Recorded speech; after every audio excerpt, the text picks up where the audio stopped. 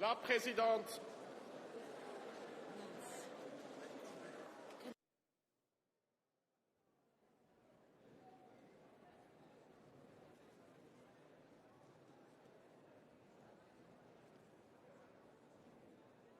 Good morning, dear colleagues. Can I ask you to take your seats? The sitting is open.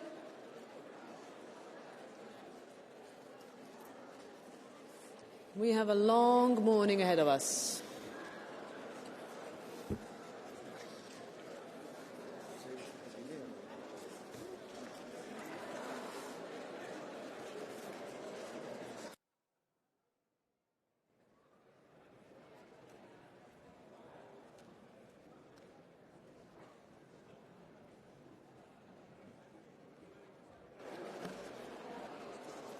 Can I ask you all to take your seats, please? Let's start.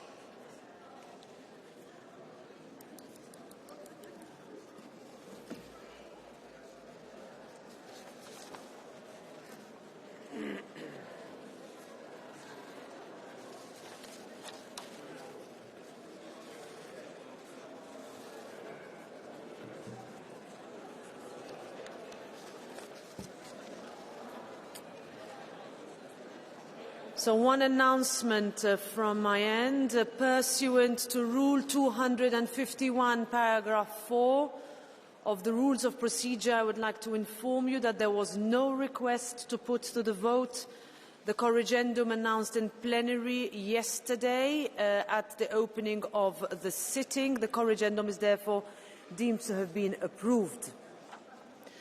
The first item on today's agenda is presentation by the Commission President-elect of the College of Commissioners and its programme. Can I please ask you to take your seats and let's have some quiet in this chamber.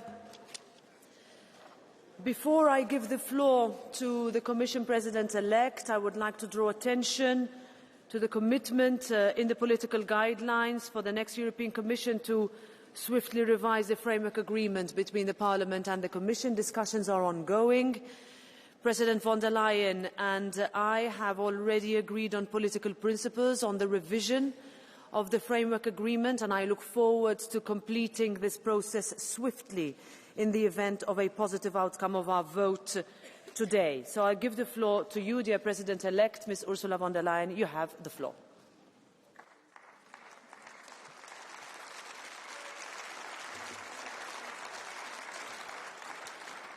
Thank you very much, President Metsola, honourable members.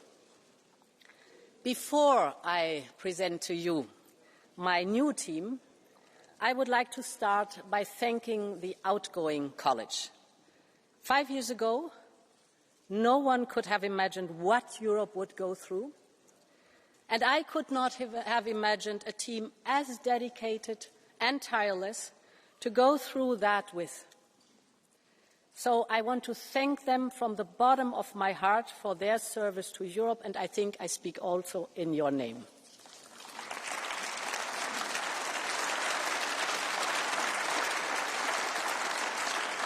Honourable members, when I stood here exactly 5 years ago asking for your confidence, I spoke of the events of 1989, about the generation that returned freedom and democracy to the people of Europe, the courage of everyday people, like those in Bratislava, in Timișoara, who stood up for their liberty, the leaders like Lech Walesa and Václav Havel, who inspired entire countries and reunited an entire continent. I think back to the power in those images of 2 million people holding hands across the Baltics, or those tasting freedom for the first time on the border between Hungary and Austria. So it was with great emotion that I witnessed the moving events in Prague just 10 days ago, not just the people honouring and celebrating 35 years since the Velvet Revolution, but also those mourners who gathered across town outside the Hlavka student dormitory, a place which symbolizes what happened on that exact same day 85 years ago, the day Nazi troops murdered students, closed universities, and curbed civil liberties. I start with this because these stories incarnate Europe's eternal struggle and sacrifice for freedom and democracy. Because fighting for freedom connects us as Europeans, our past and our present, our nations and our generations. And for me, this is the raison d'être of our union, and it remains the driving force more than ever today. This is the Europe I love, and this is the Europe my Commission will always be devoted to.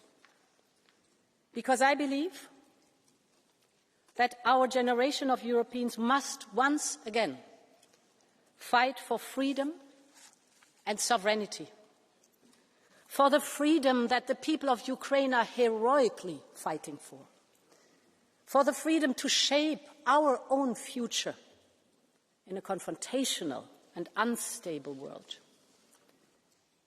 But this freedom is not just an abstract word. It is about Europeans knowing that their families will be safe, their country protected, that they will be able to afford to buy food and heat their homes with decent wages and fair prices, that they will be able to seize opportunities, and that they feel in control of the change and the speed of change happening in societies. Our fight for freedom may look different to generations past, but the stakes are just as high. And, honourable members, these freedoms will not come for free. It will mean making difficult choices. It will mean massive investments in our security and our prosperity. And above all, it will mean staying united and true to our values, finding ways to work with each other and overcoming fragmentation. This is what I and all 26 women and men with me will strive for every single day, and we are ready to get to work immediately.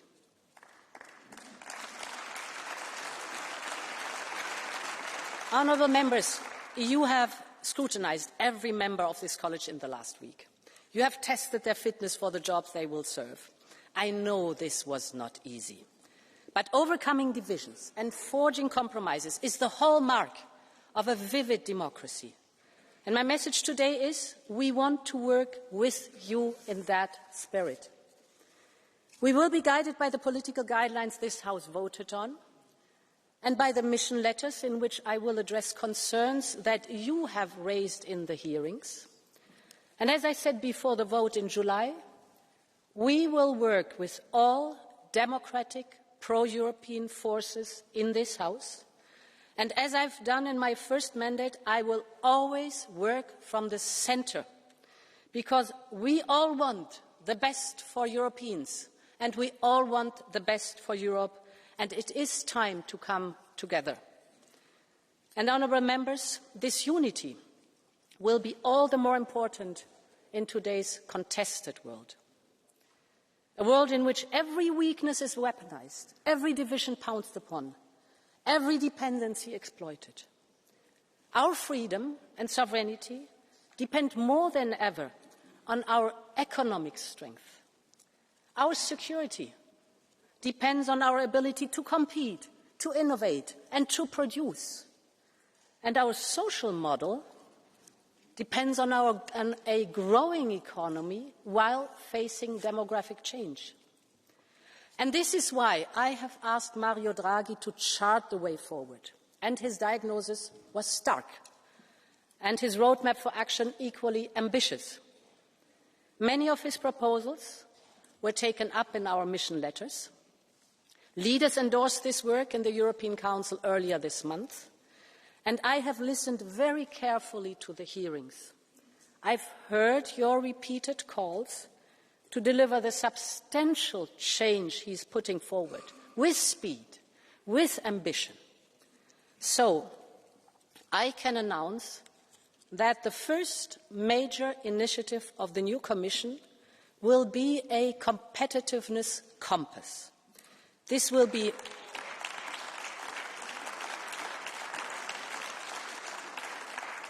competitiveness compass will be the frame for our work for the rest of the term.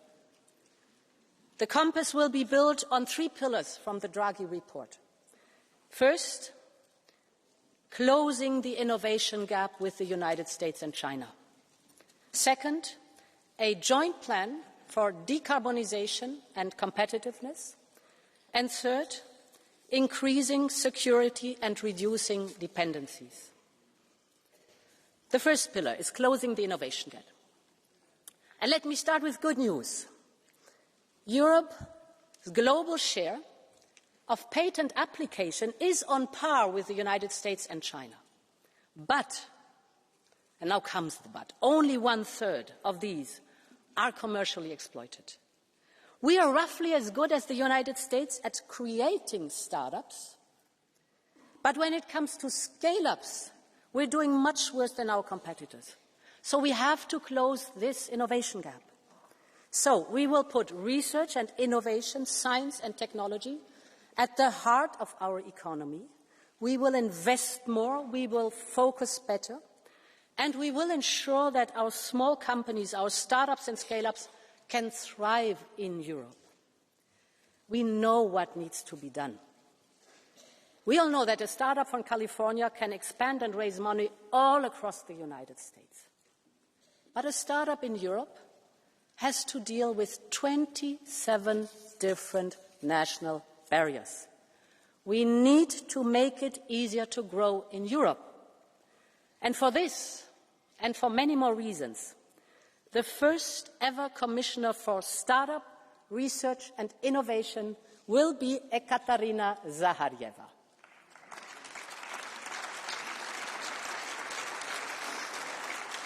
Her leadership and experience will be invaluable to get more breakthrough tech from the lab to the market. And this is particularly important when it comes to digital tech. For us to be competitive, Europe must be home to the next wave of frontier technologies. And I can think of no better person to lead on this as Executive Vice President than Henna Virkkunen.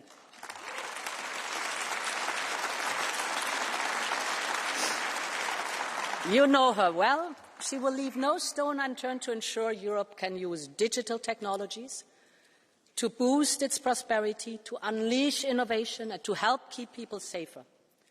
And she's the right person to ensure that Europe's tech sovereignty is built right here in Europe. Honourable members, the second pillar is the joint plan for decarbonisation and competitiveness. Almost 5 years ago, we launched the European Green Deal, our growth strategy, and our roadmap to net zero.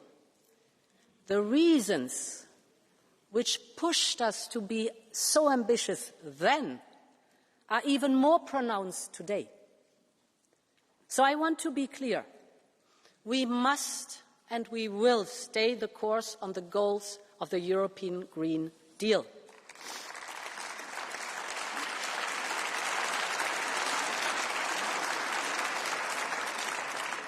But if we want to be successful in this transition, we must be more agile and better accompany people and business along the way. And we need to play on our traditional strength, our industries, our SMEs, our innovators, our workers. And this is why we will put forward the Clean Industrial Deal within the first 100 days of this mandate.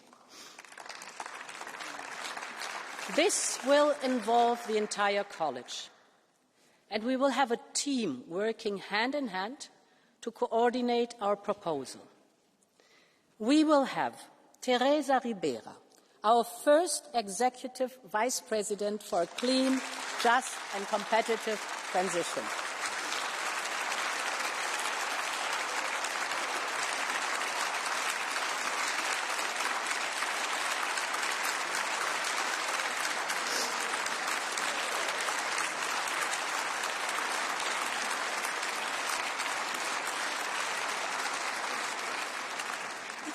She is well equipped to ensure that we have a modern competition policy to support our ambitions.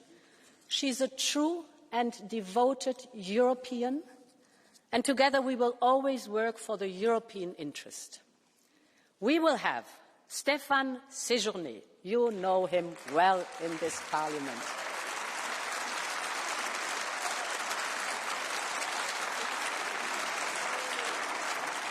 You know him well in this Parliament. He will work tirelessly as Executive Vice President to bring the industry and internal market dimension together. And we will have Wopke Hoekstra. Wopke was our key coordinator, key negotiator at COP28 and 29, and he's already leading the road to net zero and clean growth.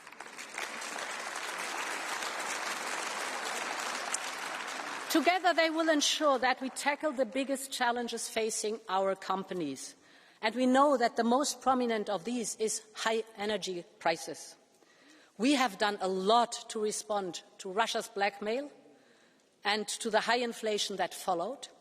But the price of energy is structurally still too high and has to go down. And that is what Dan Jorgensen will be working on, building on his previous experience in.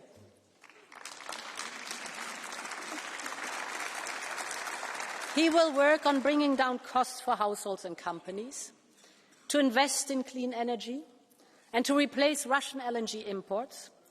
It is high time to make that happen, and I know this House will support us in this. Honourable members, each industry has different needs, and each sector will have its own individual path to be clean and competitive. And this is why I am delighted that to help make that happen, Apostolos Tzitzikostas will be in charge of transport and tourism.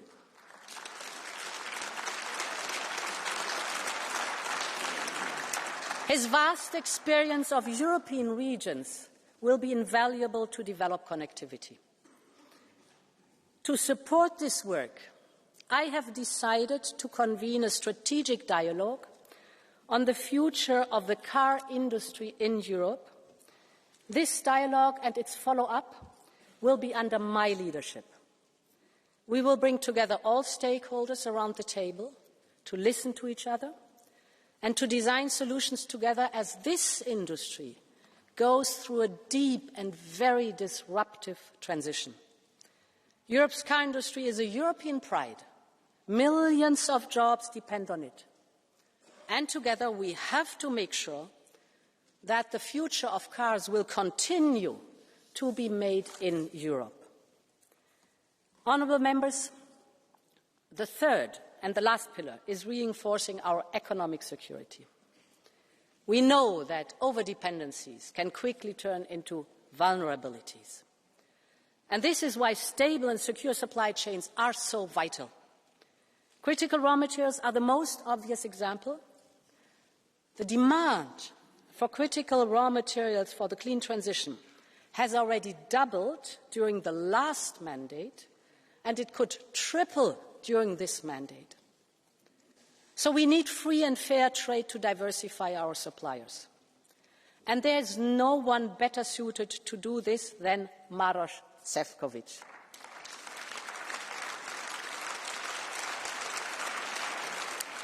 He will deliver more partnerships for trade and investment and also to protect our economic security against the greatest risks to our strategic interests and sovereignty. And we must go further. President Niinistö's report on preparedness called for a systematic review of all our dependencies.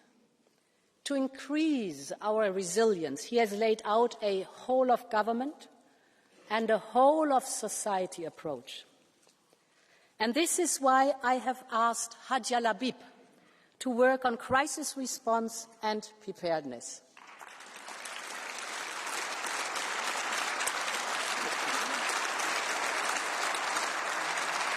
Her work will be supported by HERA. Oliver Vaheli will lead our work on biotechnologies, and his first priority will be the Critical Medicines Act.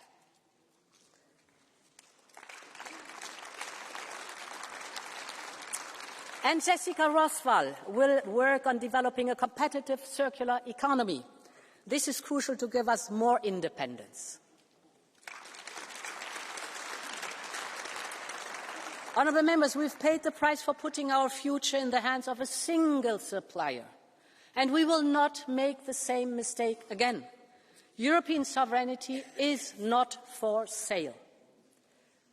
Honourable members, war, conflict and human suffering continue unabated in our neighbourhood, from Ukraine to the Middle East to parts of Africa. Europe must play a stronger role in all of these areas.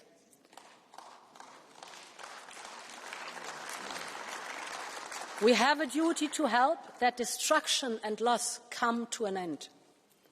And strengthen our security is all the more important in a world as contested and fragile as it is today. A world in which I believe Europe is needed more than ever. Just think of multilateralism and partnerships, sustainable development and humanitarian aid, security and human rights. They are more important than ever, and they will continue to be the linchpin of our external action. And this will need a lot of work and tireless leadership. I know we can count on Kaja Kallas as our High Representative and Vice President.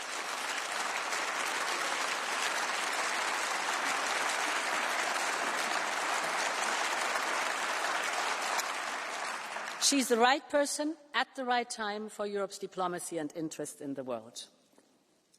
To work on sustainable development, international partnerships, and to work on investments via Global Gateway, I have chosen Joseph Sikela. He will bring his business-like mentality and his experience to the table to develop the truly strategic approach that we need. And we will need a special focus on the regions with which we are bound to by history and by geography, starting with our southern neighbourhood. I am delighted that Dubravka Šuica will be our first ever Commissioner for the Mediterranean.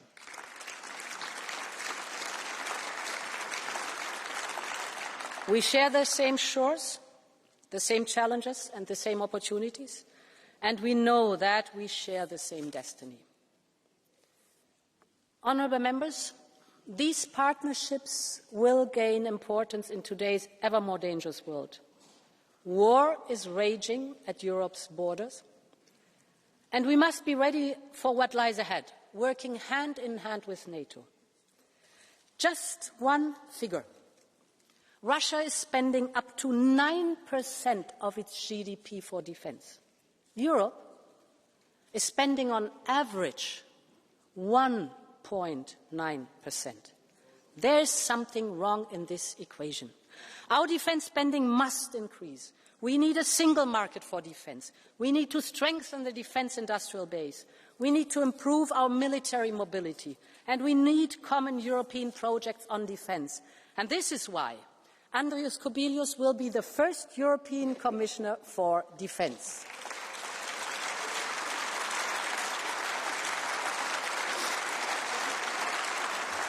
We have no time to waste, and we must be as ambitious as the threats are serious.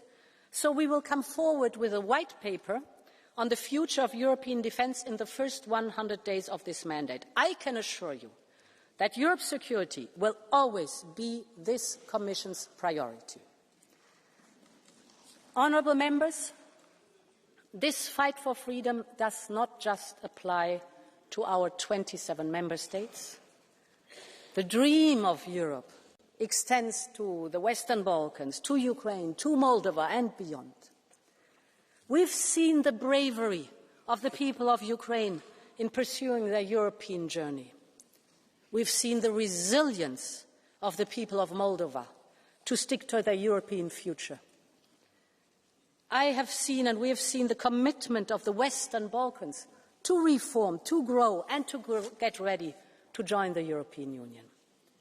And at the same time, we've seen how Russia will stop at nothing to prevent them from having a European future. But, honourable members, Europe's commitment to these countries will always be stronger. And let there be no doubt, we want Ukraine as part of our European Union.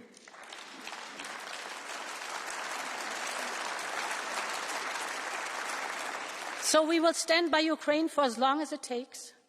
We will get ready with the reforms that we need on our side, and we will support these countries every step of the way on their merits-based process until they are ready to join our union. Marta Kos, with her vast experience, is the right person for this job.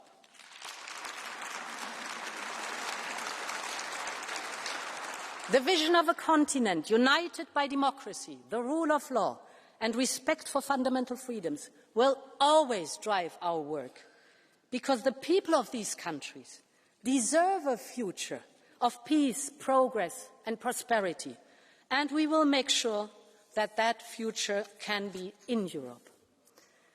Honourable members, these are the three pillars of our competitiveness compass: innovation, decarbonisation and security.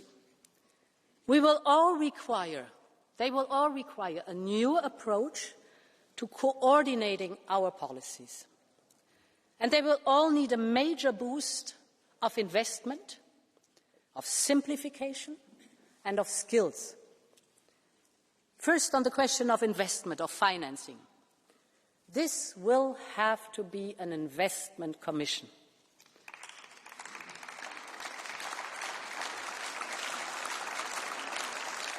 Of course, public investment will be crucial. We have all seen what the budget can deliver for Europeans, whether for our citizens, our businesses, our researchers, our farmers, our communities and our regions.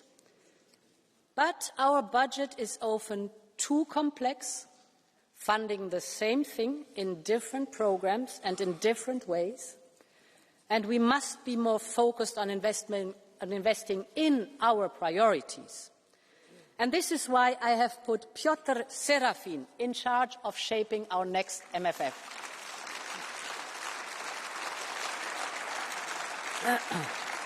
He's a skilled negotiator. He will work with the Parliament and the Council to deliver a simpler, more focused and more responsive budget. And he will work to ensure that Europe has the means to deliver on its ambitions. But public budgets can only go so far. We urgently need more private investment. Let me give you three figures. Business expenditure for research and development in Europe accounts for about 1.3% of GDP. 1.3. That is compared to 1.9% in China and 2.4% in the United States. Business expenditure.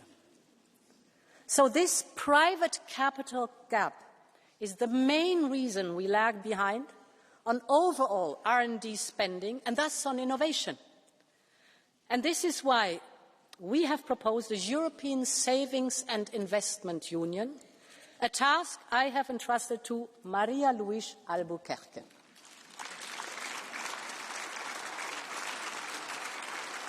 She will help ensure that European companies can find the capital they need here in Europe. And with her experience, I know Maria Luís is the right person for this job. Honourable members, for Europe to catch up, we will also need to make things easier for our companies. They are telling us that the regulatory burden weighs heavily on them. Too much reporting, too many overlaps, too complex, too costly to comply with. We need to streamline our rules to reduce the burden on businesses, and we need to give legal certainty about what we expect from them. And this is why I have asked one of our most experienced commissioners, Valdis Dombrovskis, to take the lead on simplification and implementation. Oh, merci. He will also be responsible for boosting Europe's economy and productivity. I can announce that one of our first steps in the new mandate will be a new omnibus legislation. We will look at different sectors and assess the European legislation. Our single market has always been the greatest engine for growth. And this was the message delivered by Enrico Letta in his report. And the greatest strength of our single market is that it replaces a myriad of national standards and customs with a single set of rules. So we need to get back to what the single market does best and make business easier. That's our task.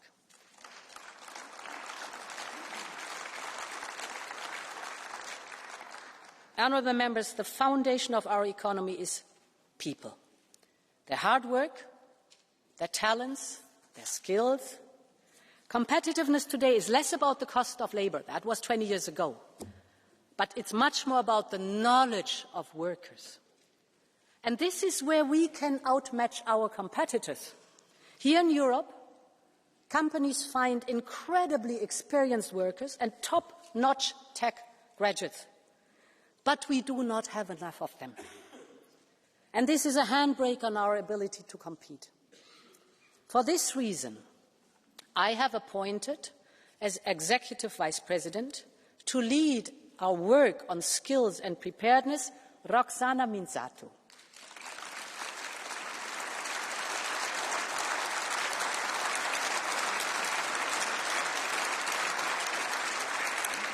She will ensure that we put people first, because productivity depends on good working conditions, on earning a fair wage, on a good work-life balance, on finding a nursery for your kids and good care for your elderly parents, and on having access to decent and affordable homes.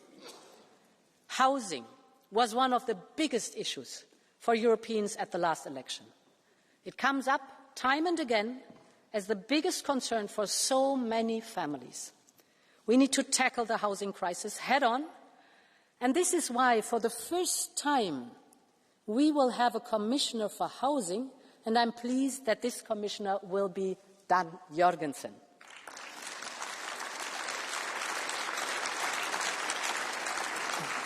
This idea of putting people first has always been at the core of Europe's social market economy. We want strong social partners. The market can only function well if the social dialogue thrives too. That's our experience, that's our success. We need to make sure that we strengthen social rights in Europe. Roxana will lead on the ambitious social programme that we have laid out, starting by updating the European Pillar on Social Rights. I know how important this is for you here in this House. So I want to say that I have heard your call, and I'm happy to announce that social rights and quality jobs will be part of Roxana's title as Executive Vice President.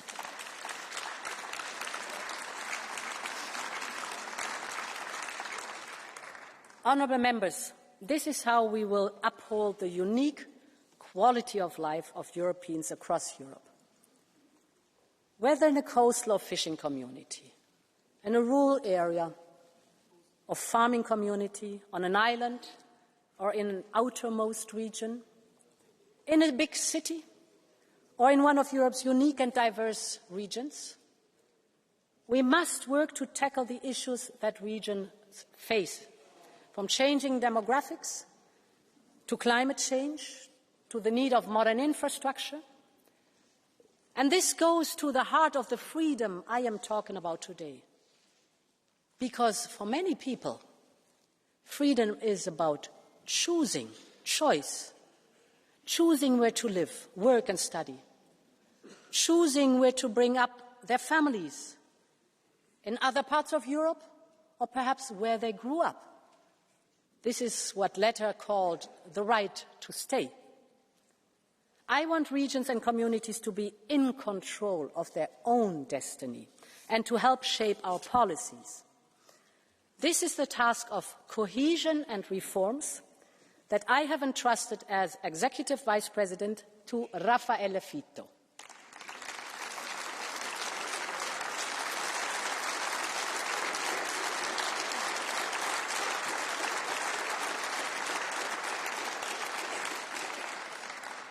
This is a choice I have made, also because I know how vital it is to give regions the political importance they deserve. And this is notably the case in our rural and coastal communities. Farmers and fishers give us the highest quality food in the world. They bear the brunt of climate change more than anybody, and they deserve a level playing field and their hard work to be rewarded. We must ensure that our farmers and fishers have a fair and sufficient income, and that they have the right incentives to help protect our nature. This is why I have chosen Christoph Hansen as Commissioner for Agriculture and Food.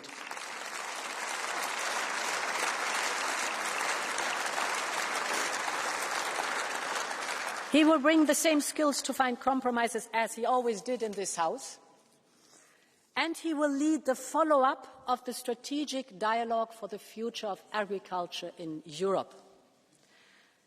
And I chose as Commissioners for Fisheries and Oceans, Kostas Kadis.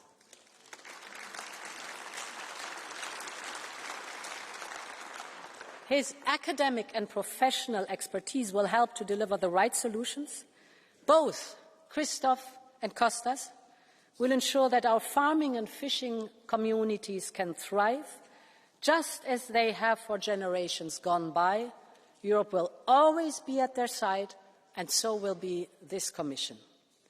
Honourable members, since the start of my first mandate, I promised an approach to migration that is both fair and firm, that guarantees sovereignty and solidarity, with stricter rules, but also guarantees for individual rights. And we will work on opening up legal pathways. This approach is now at the core of the Pact for Migration and Asylum. And Magnus Brunner is the right person to preserve this balance.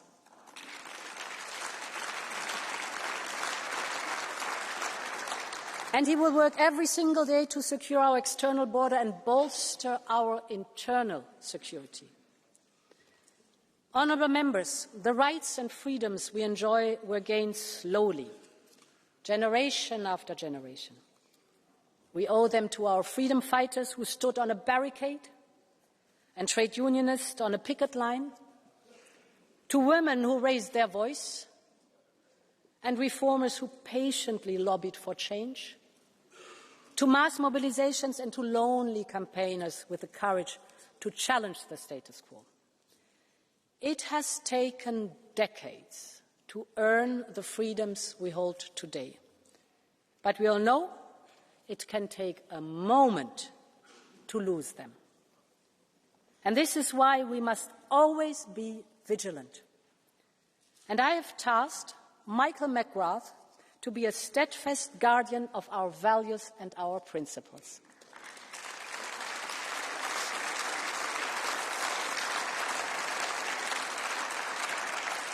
And I've listened to our European Parliament and added consumer protection to his title.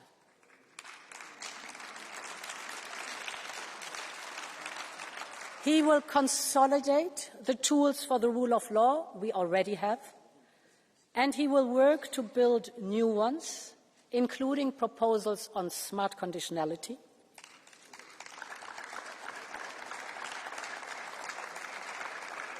And he will make sure that the rule of law and justice for all remains at the heart of the European project. And he will strengthen equal application of all rule of law instruments. Our values, our foundation, and our common bond, and they will always be our future.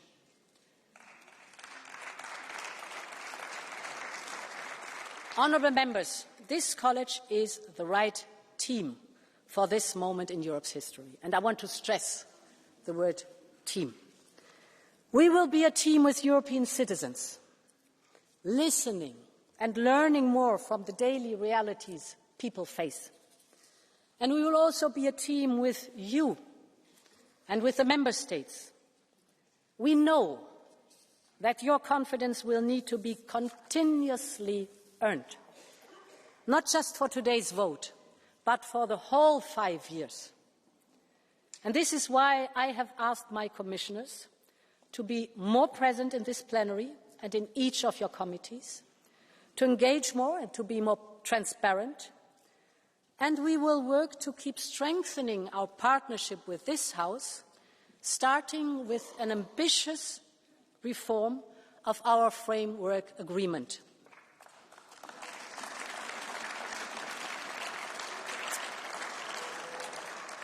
You can count on me, and you can count on Maroš Šefčovič and all commissioners to deliver on that from day one.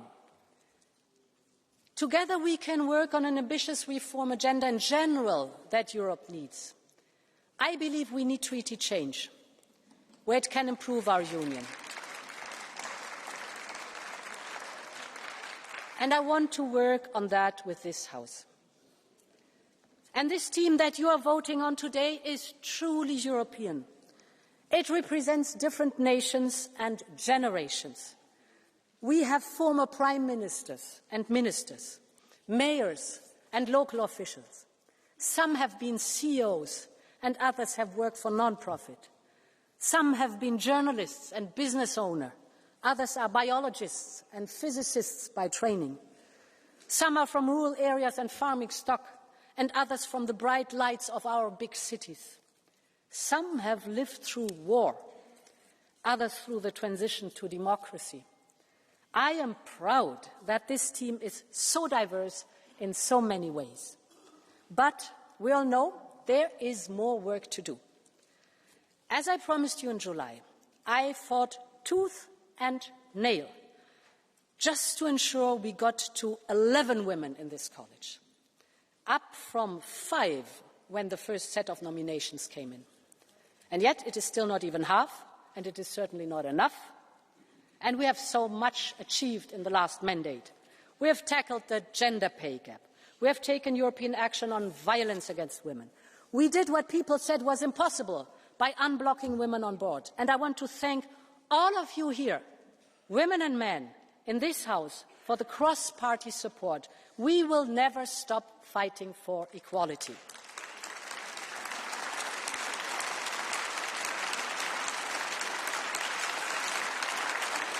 And this is why I'm so glad to have Hadja Labib as our Commissioner for Equality.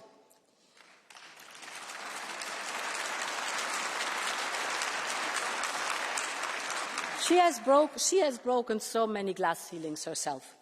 She will strengthen women's rights and ensure equality for all. Together, we will work every day to bring different parts of our society together. And I have chosen, last but certainly not least, Glenn Micallef, born in the year of the Berlin Wall, when the Berlin Wall fell, to be the bridge between generations. He'll support our young people and ensure solidarity between people of all ages.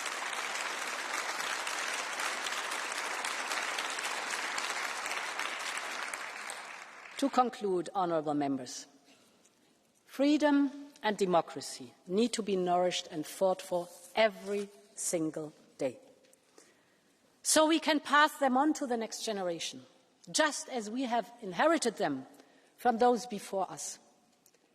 Last week, Strasbourg marked a momentous anniversary. 80 years since the day Strasbourg was liberated, November 23rd, 1944. After 5 years of Nazi annexation, Strasbourg was finally free. It was a fresh start for the city, and it was hope for Europe. But what followed wasn't easy. Europeans had fought each other for so long. It took a generation of leaders with the courage to mend the wounds, to imagine a different future. And this is the spirit that has led our continent forward ever since. Time and again, we have had a choice. On the one hand, the course of division and decline. On the other hand, the very narrow path towards a more united Europe. Europe has always chosen strength in unity. So with honor, it is with honor and deep emotion that I stand here in Strasbourg, 80 years on, in this house of European democracy, at the heart of a free Europe, asking you for your trust in this team, asking you to choose a stronger and a more united Europe, asking you to choose a future of freedom for Europe. That path has never been the easiest one, but together we know we can do it. So, let's get to work. Long live Europe. Vive l'Europe. Es lebe Europa.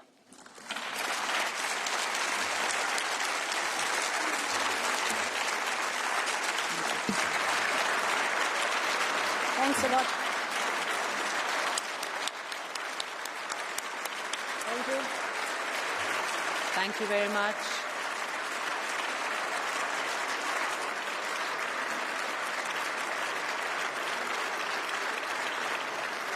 Thank you. So I now give the first floor to the round of political group representatives, starting with the President of the EPP Group, Manfred Weber. 5 minutes.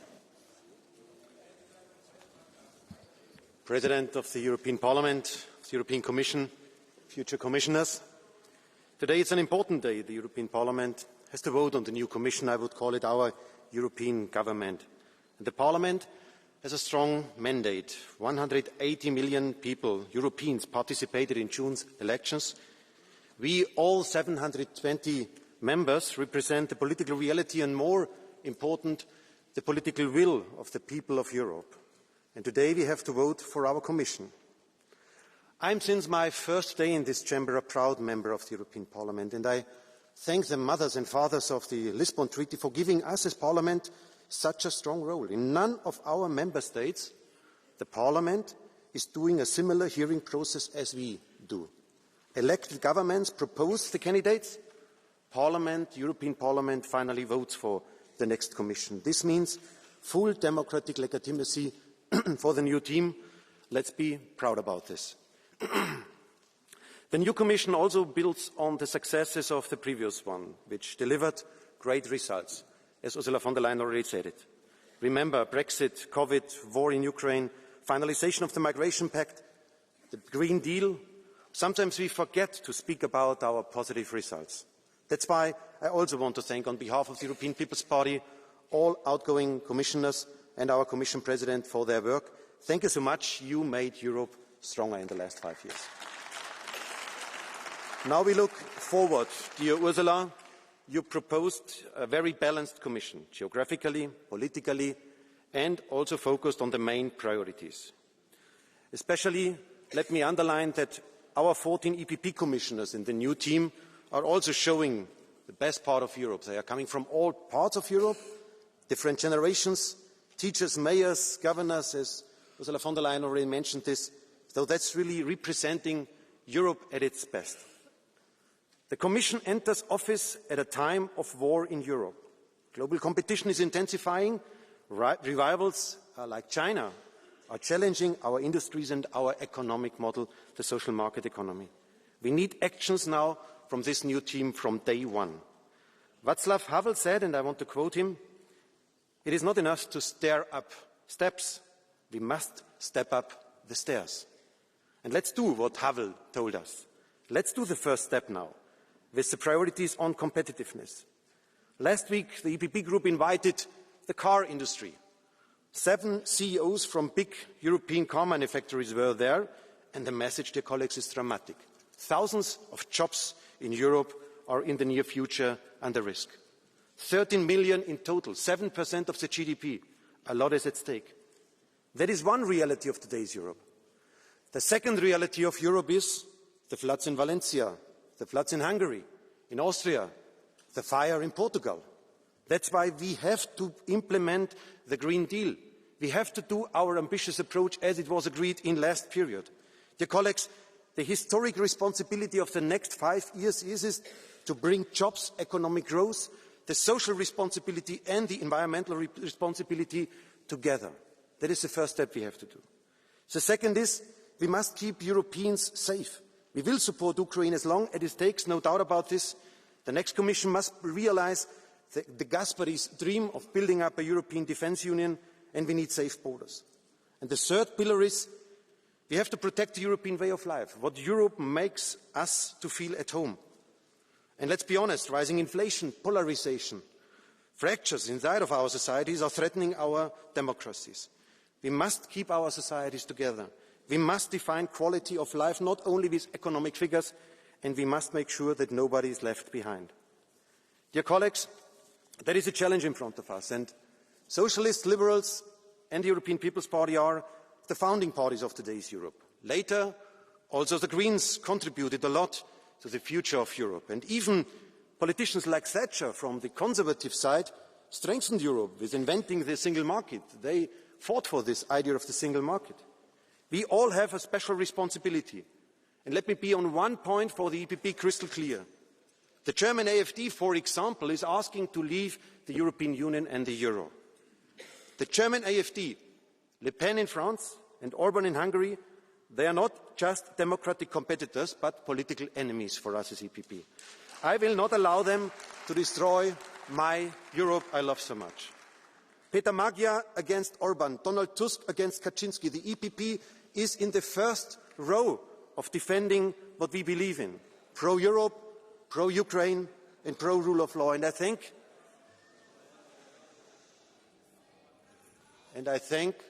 the Socialists and the Liberals that we agreed to put into the platform agreement, especially this formulation of the red line towards the extremists, as I said it in this moment of time. And I want to thank my colleagues,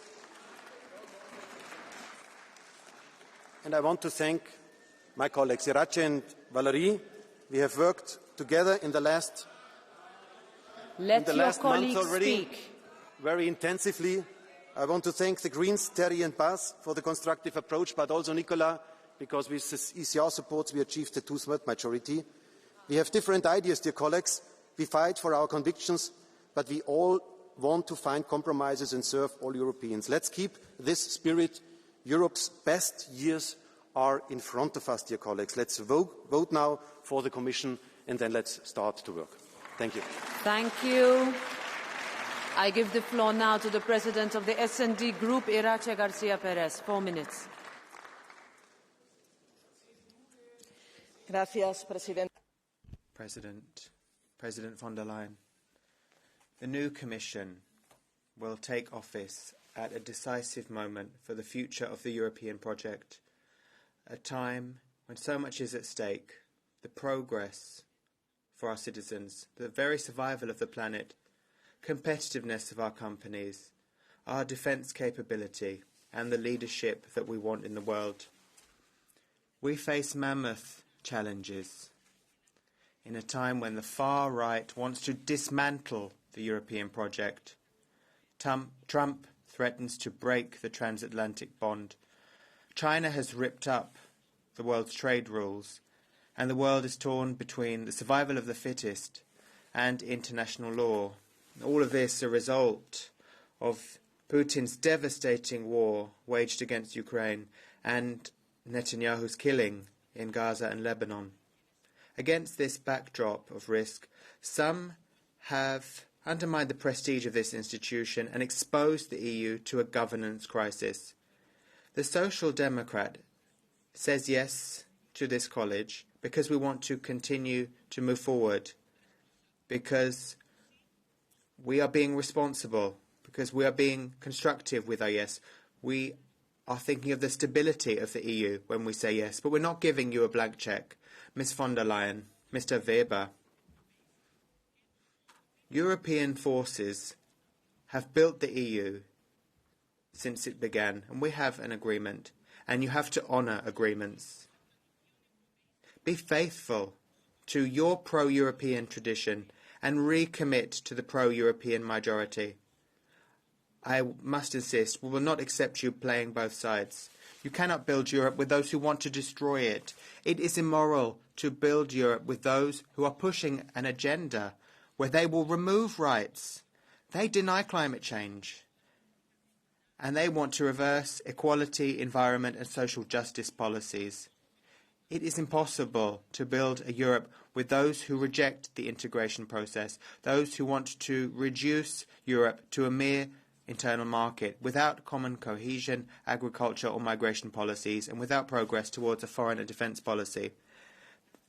There is a narrative of fear and nationalist instinct, but we, the European forces, must defend the principles on which the EU was built. Let's remind our citizens why we are pro-European. We are pro-European because we share the values of democracy, the rule of law, gender equality and the protection of minors. We are pro-European because we want our states to assert their sovereignty, to defend common interests in the face of challenges such as climate change, digital transformation and tax evasion. We are pro-European because we believe that our social market economy is the best source of progress, a unique social model in this world that guarantees everyone education, healthcare and pensions, a social model that still needs to be further built. And there is no better way to overcome far-right populism than ensuring decent wages and affordable housing.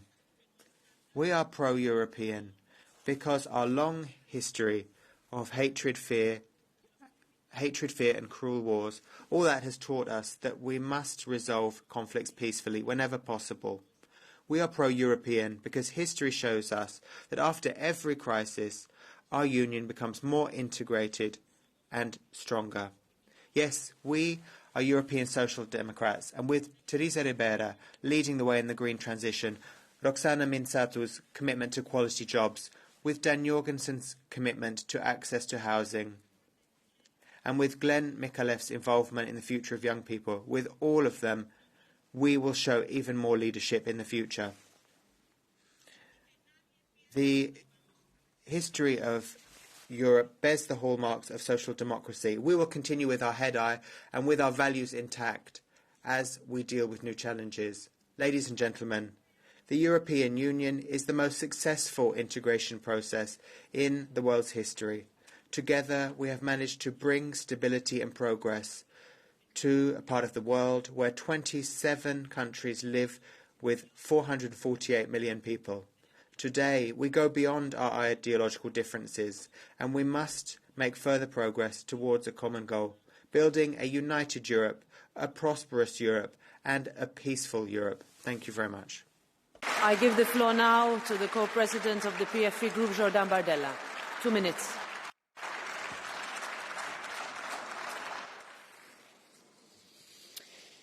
Merci, Madame la Présidente. Thank you, Madam President. President of the Commission. After a mandate with various failures and scandals with elections, with the functioning of the EU as challenge, today you are presenting the new team in the Commission. These commissions are anonymous, unknown to the general public. They haven't been elected by anybody, but they dictate the everyday lives of 450 million citizens. They have control over whole swathes of the economy. They, from the corridors in Brussels, can decide to ban sales of combustion cars by 2035, and draconian regulations for farmers without bothering about the draconian effects of the decisions. There are popular disputes, and despite the disputes raised by the farmers, you reaffirm your ideology, and the Green Deal and your project of degrowth, which means that sovereignty of European nations and those of others will be in the hands of others.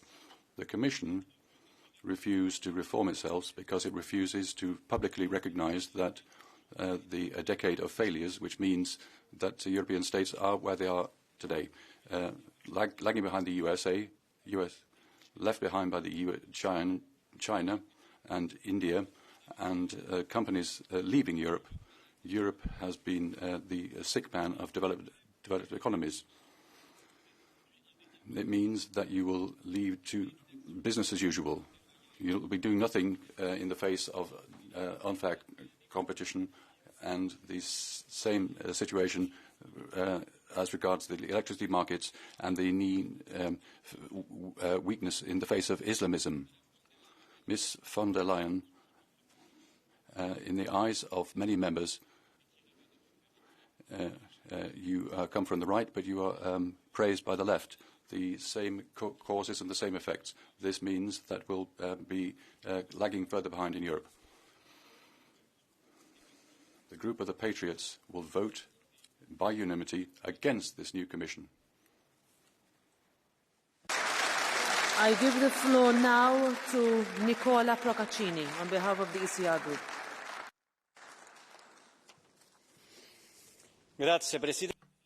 Thank you, President. The ECR has its own clear political identity.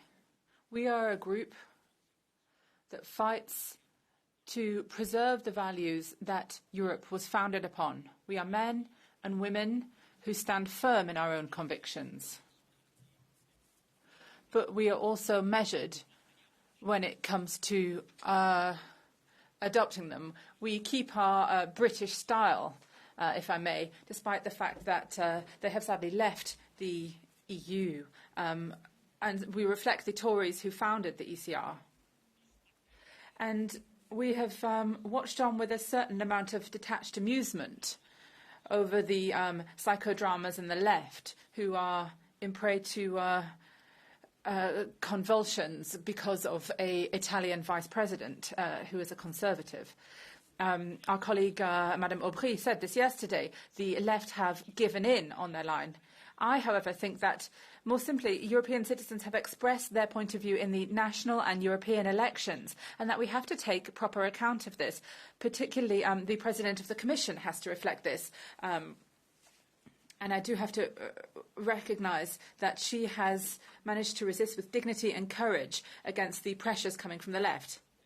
Every time we've seen a vote, the left have lost the elections.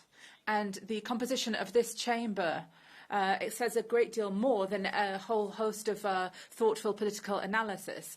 However, there is no centre-right majority because there is no binding majority, and there wasn't in the last 5 years either.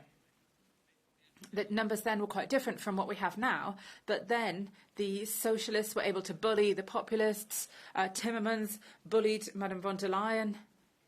And altogether, we saw bullying of European citizens with this furious green radicalism. Luckily now we see majorities that are formed on the basis of content, and they can change for every vote. We will stay true to ourselves. We've supported the commissioners that have been put forward by national governments. Of course, that doesn't mean that we haven't criticised them during the hearings. But we respect the prerogative of member states to nominate their own commissioners. And we will allow freedom to vote how you wish today, because every delegation has the right to decide based on their own national interests. This doesn't mean that we're Eurosceptic or anti-European. This means that we believe in the original excellent idea of a Europe of its peoples who are united in diversity. Thank you. Grazie. Now I give the floor to the President of the Renew Europe Group, Valérie Hayer. 4 minutes.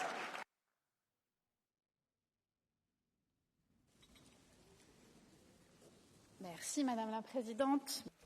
Thank you, Madam President. Madam President, colleagues. It wasn't easy. It was tough, but we got there. It has been intense. views expressed, responsibilities shouldered, and I pay tribute to the College of Commissioners. If you're approved today, we will work together, hand in hand, for the future of Europe. I want to pay particular tribute to our 5 Renew candidates, Stéphane, Kaya, Marta, Hadja, Michael. You were faultless. And within your team, Madam President, and Renew Europe is the second biggest force in the college, and they will be a driving force in Europe. But you know that not everyone will be a driving force in Europe. That includes Fidesz. Back in 2020, Orban was in favour of Russian vaccinations, and he didn't support women who wanted to have an abortion. But we were steadfast. Thank you for listening to us. You have removed sexual and reproductive health rights from the Fidesz Commissioner. And that is thanks to the European Parliament. Our work pays off in this Parliament. And if you are serious, that pays off. Let's be clear. I think we've all analysed the hearings and come to the same conclusions. We've been honest with ourselves, and we want to be honest. We have a commercial war, a trade war that is bringing us to our knees, and we've just been focusing on other minor issues. We've been focusing on technical issues. We've got Putin, who is waging a barbaric war on our doorstep. There are more and more interferences by Putin in Europe on our soil. And because of what's happening in Slovenia, we wasted days, we squandered days in the college construction process. And I don't want to talk about another national issue, which really sucked the life out of these hearings. Colleagues, that doesn't work. During these hearings, the true question was, will the Energy Commissioner put forward an energy mix that will ensure energy independence? But the real question is, will the Defence Commissioner defend the European defence industry? And will all of your commissioners be able to really deliver on simplification? That's what our SMEs are crying out for. That's what our farmers and citizens want to. That's what it boils down to in the hearings process.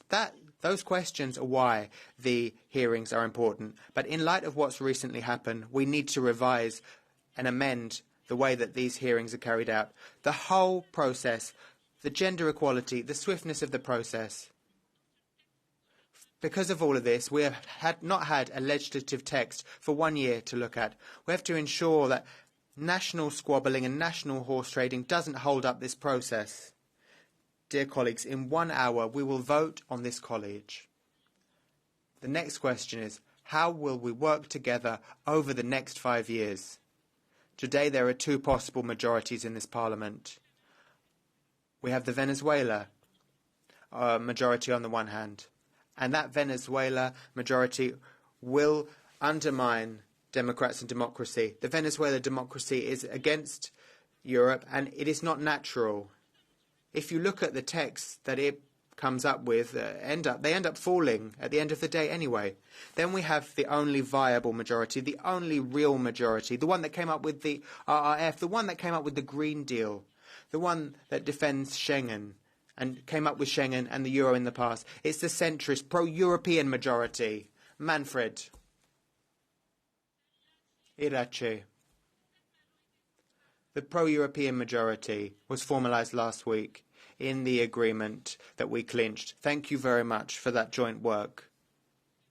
Madam President, base yourself on that pro-European majority. You know that we don't agree with all of your choices for the executive vice presidents, but our coalition is the only one in favour of Ukraine, the rule of law, purchasing power, environment and freedom, the only one that pursues a positive agenda for Europe. I want to say something to Bas and Terry.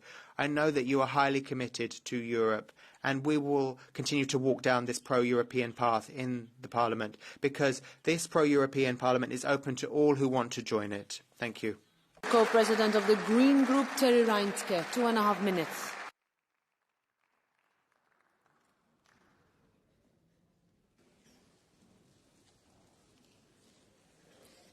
Thank you, President. Liebe Kolleginnen, Frau Colleagues, President of the Commission, I think it's clear, and if we look back, we can see that we have huge geopolitical challenges. A demagogue and anti-European has been elected to the White House. In Ukraine, at the moment, we have the most bloody battle since the start of the war. And we see how brutally climate change affects us, not in the future, rather today. These are huge challenges, and we also have huge responsibility. And we need a Commission that is able to act, and that means having a Parliament that can act. But the European Parliament, to be honest, in the recent weeks has weakened itself. The process of hearings, wasn't about qualifications, it was about power games, and with a brutal end last week where the candidates of the far right were waved through committees, unfortunately, with votes from the Conservatives, the Social Democrats and the Liberals. We in the Greens voted against, and that's by conviction, because we're sure that only by being pro-European and having pro-European majorities across the centre, we can have a functioning Europe. Building these majorities, that chance was missed. And if we'd had European majorities, we would have had a strategy that would have strengthened the Parliament and would have been able to find majorities in the future. The EPP, unfortunately, is prepared to work with the far right. That's a risk for the European project as a whole. But we in the Greens, we're saying very clearly, because this European project is so close to our hearts, to the last moment we negotiated. We didn't do that for idleness or pride, not because it was easy. Because we've done that because we want to support the EU. And overall, we got agreement to the Green Deal, the rule of law, and pro-European majorities from the President. And the debates in the group weren't simple. This decision was very difficult for us. And not all members in the Greens came to the same result. I have great respect for the differences in the opinions of colleagues. At the end, we had a slim majority in our group for this Commission. In this Parliament, we'll be both critical and constructive. We want to be pro-European, to have pro-European majorities against the far right, because that's the only way in which this European project can be protected. Thank you. I give the floor to the co-president of the Left Group, Manon Aubry. 3 minutes.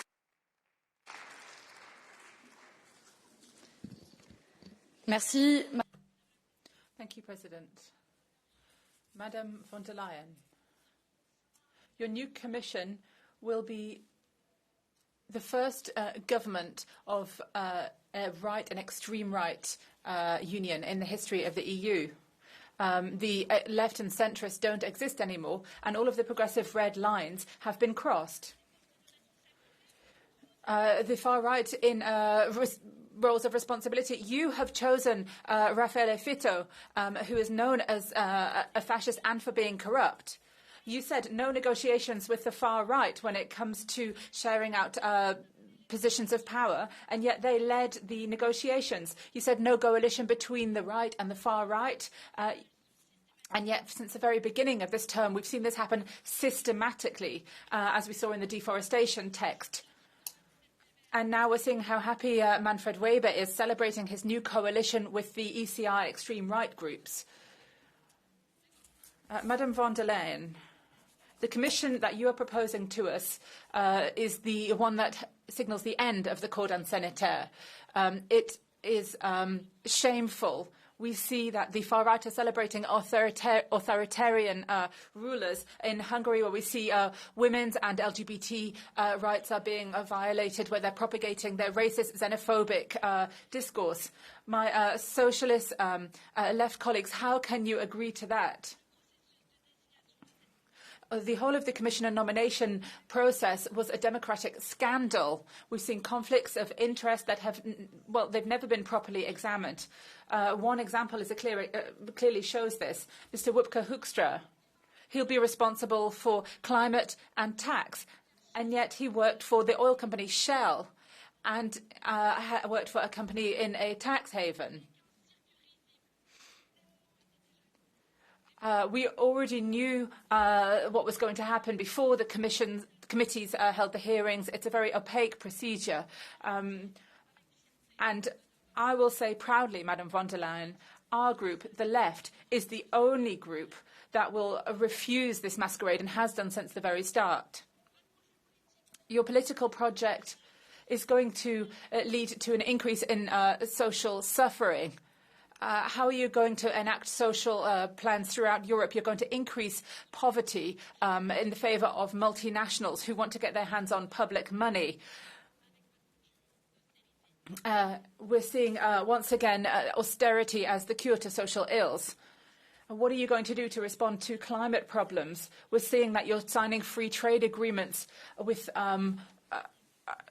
countries, probably Mercosur being one of your first acts.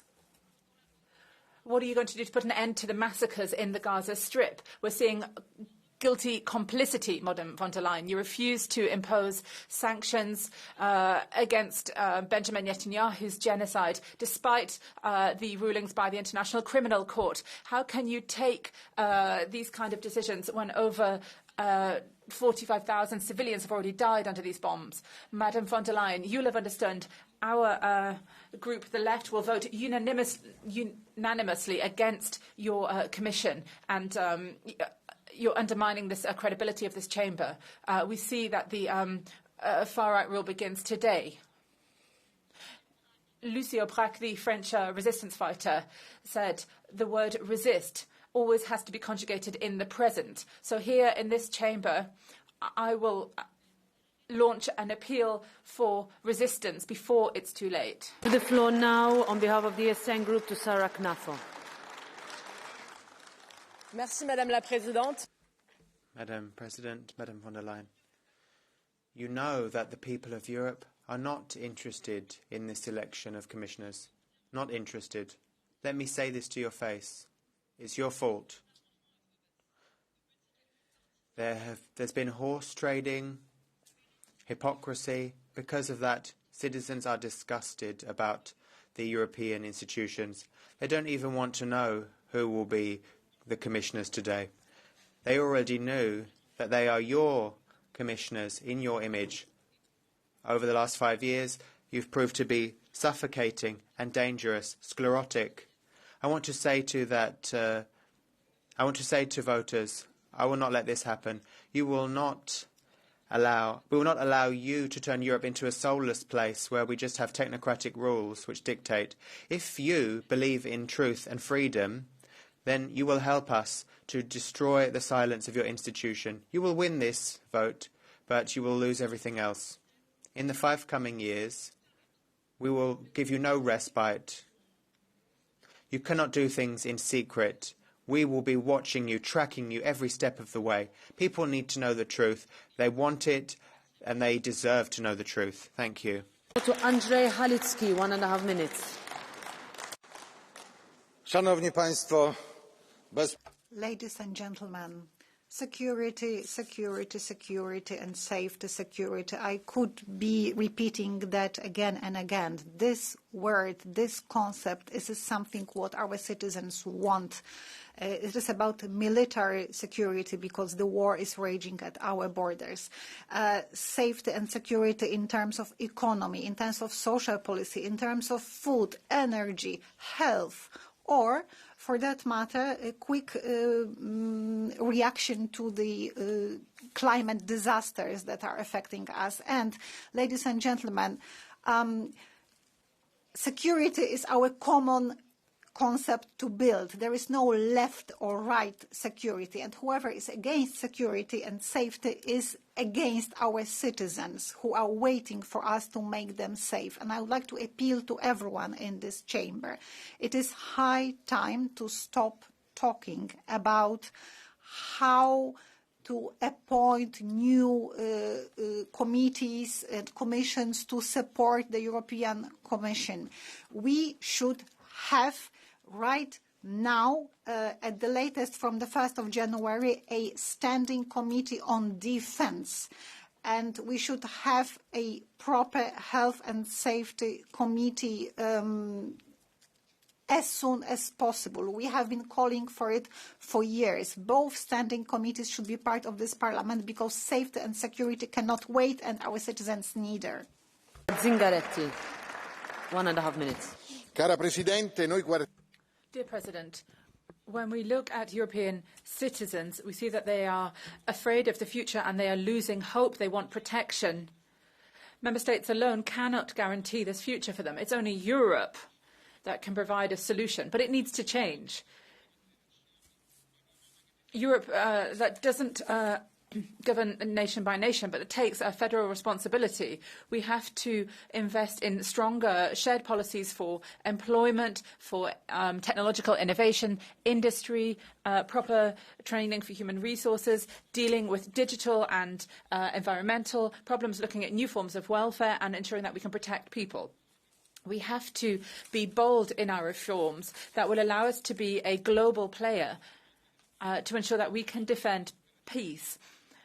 Strengthened, enhanced cooperation, looking at unanimity, looking at fiscal policies that will provide justice. President von der Leyen, we in July voted for your programme for all of these reasons. Now, if you've changed your mind and you're looking for other ways forward, it would be correct to say it clearly, because we have to vote based on facts. And be careful, nationalists don't have a different view of Europe. They don't want a united Europe, and they work with Europe's enemies. We have to ensure that we're not giving gifts to Trump and Putin. Today, we have to ensure that we respect the programme that you set out, and we will fight in every parliamentary arena to ensure that we focus on new pro-Europeanism. Mr. Spinelli said the way forward will not be easy, it will not be safe, but we have to travel it anyway, and we will do that. That's why we will vote in favour, but clearly saying that we want to move towards a stronger, more humane Europe. Honourable Zingaretti, next is Harald Wilimski, 1 minute. Thank you very much, ladies and gentlemen. Looking towards the left and the Greens and the markets, whatever, I can't accept that my political group is called extreme. You were the ones. You said that you supported a violent person attacking people with a hammer. We are in favour of democracy and the rule of law. Ladies and gentlemen, we haven't fraternised with Ms von der Leyen and her Commission. We reject this Commission. Not a simple 9, it's 3 times, 5 times over, because this Commission is for mass migration, depriving freedom, warmongering and deindustrialisation and the downfall of Europe. The European treaties, in those it should be 18 commissioners and only with the agreement of the unanimous agreement of the Council. And it has been blown up to 27. It's unnecessary in a time where we have economic problems. You could have saved money. You could have deregulated. You could have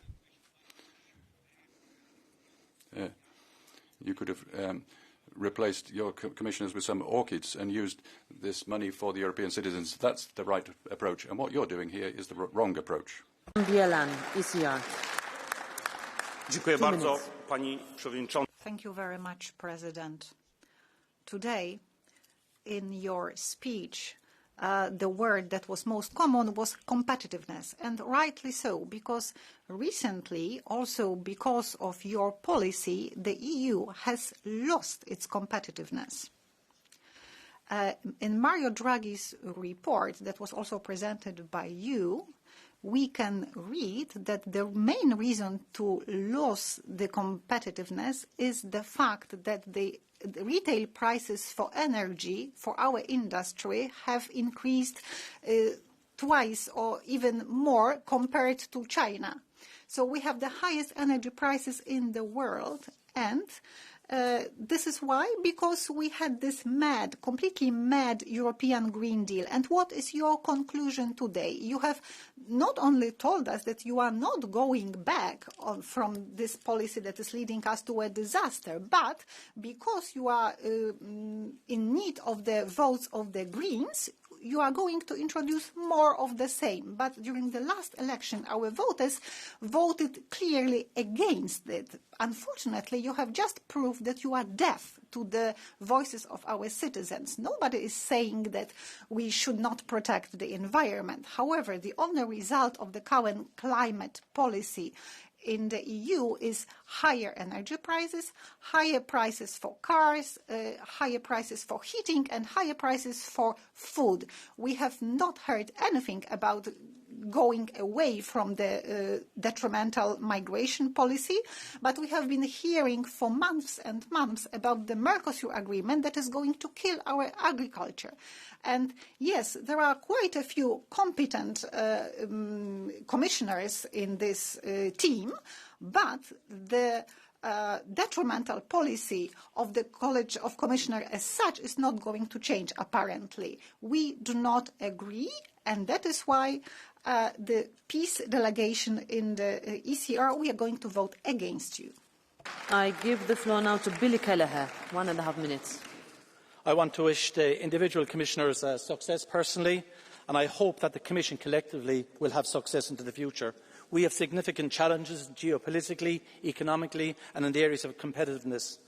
President, you referenced the issue of increasing our spending in innovation and research, decarbonising our economy and supporting the Green Deal and ensuring economic security. These are critical issues to be dealt with immediately. You speak about investment in public and private funding, simplification of the single market, decent wages, quality of life, education, childcare, healthcare and housing. And in our regions and our rural communities, you speak about ensuring that farmers and fishers have a future. But most importantly, President, we have a duty in this House to ensure that we hold you to account. You spoke about the fact that you were going to work from the centre out.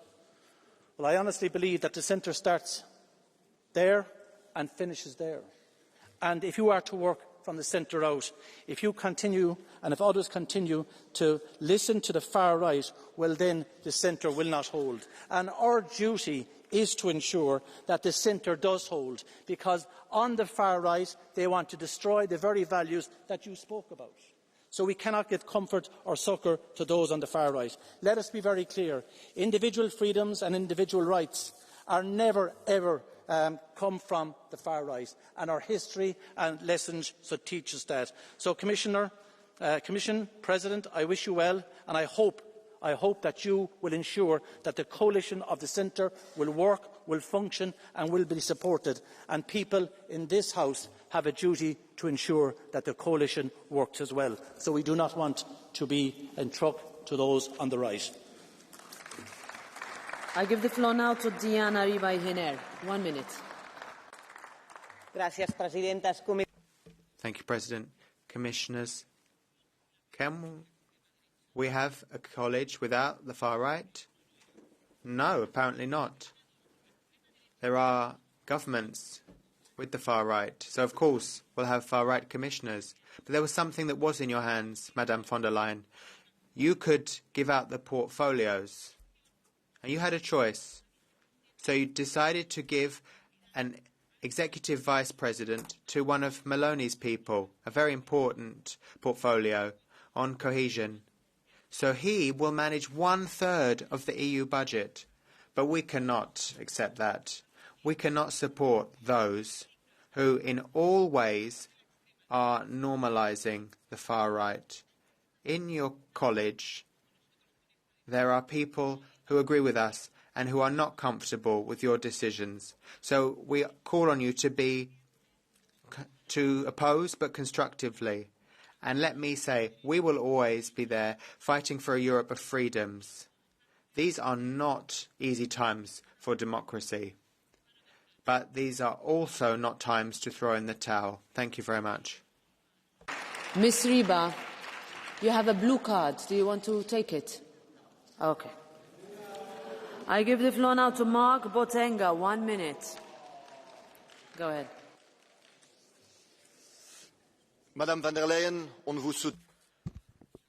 Madam von der Leyen, we will never support you. Never, because in your Europe, working is no longer enough to survive. Over a third of European workers today say that their income isn't enough to pay their bills. Over a third of Europeans have had to give up healthcare. Over a third are giving up meals. And 2/3 of parents say they are struggling.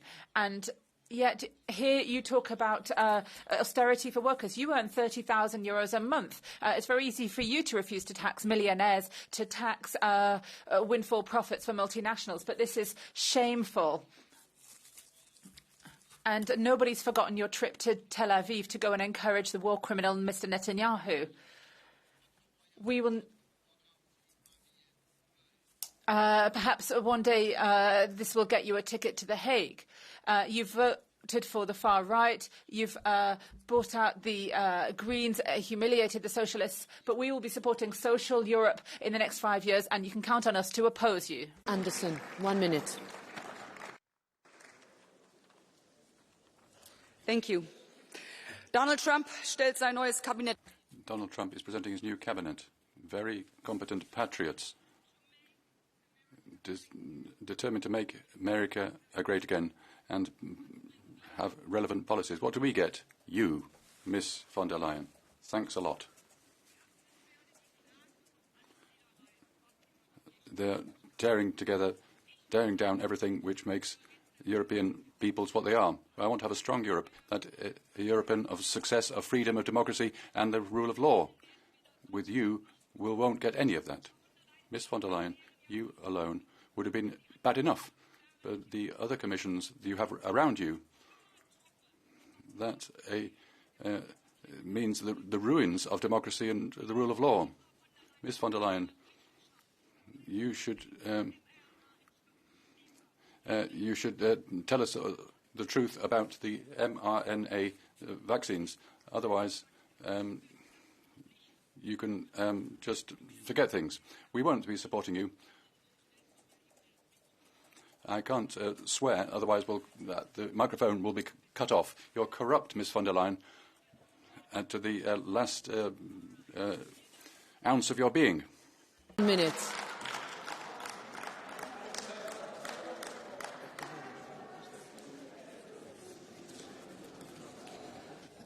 Συμφωνήσατε μεταξύ σας πίσω από κλειστές πόρτες και μας φέρατε θεατές. Deals behind closed doors. We are just onlookers in this game. There was not much to the hearings. We were just spectators in the hearings. And there was not much courage. We didn't force any commissioner to be withdrawn. We've got Tzitzikostas from Greece, and he's going to be responsible for transport and tourism. And the Greek government is now protected. But he is responsible for a train accident. 57 people died in Tempe in 2023. Those who vote for him are just as culpable. I am a trade union woman, and as a trade union woman, I want to do something for the people, and I don't see anything about the people. I think those who work will face further blows under your college. Ladies and gentlemen, we will vote against this theatre, and we will continue to fight for values, democracy, peace and humanity and civilization. Thank you. Thank you, President. This new Commission is going to have to lead the defence of our values, security, a rule of law, and encourage competitiveness and innovation. Give an opportunity to our young people to complete the migratory pass and to protect entrepreneurs, fishermen and farmers to ensure that no family is left behind. We have to be the driver in the big advances in Europe. And as a loyal member of the EPP, I'm happy to see this Commission being led by Ursula von der Leyen. We are profoundly pro-European because we are Spanish. You know that It's difficult for us in Spain. We are seeing the worst government in the history of our democracy in Spain. We're seeing it is corrupt, violating the rule of law, and this affects us as Europeans. Teresa Ribera has left Spain after a tragedy that cost the lives of 219 Europeans. She was vice president in a government which tried to silence critical press, went after judges, and gone after by the courts for interference. This is a scandal that affects a number of ministers, including the ministry of Madame Ribeira. She's coming to Brussels with a lot of open files in Spain and very little credit in Europe. And so we will stand firm as a Spanish delegation within the EPP, and we will say yes to the Commission, but no to Teresa Ribeira, because of the principles of justice. Thank you. Ms. Montserrat, will you answer a blue card? No. Javier Moreno Sanchez, 1 minute. Gracias, President. Thank you, President. President von der Leyen. The Spanish Socialist delegation will vote in favour of your college. After the agreement reached between the pro-European forces in this House, I'm glad that the EPP is pro-European again with the joint declaration, and I hope it will not give in to the far right in this chamber. I'm also glad to see that the EPP supports Teresa Ribera, first Vice President, and they don't agree with the PP from Spain, who have fake news and lies. Well done, Mr. Weber. Now, this is a difficult geopolitical moment. Against this backdrop, we must meet our commitments to European citizens so that there is peace, democracy and social well-being. And we must be competitive and protect our planet. Ms. von der Leyen, you can count on us, but you can also count on a major leader, Teresa Ribera Rodriguez.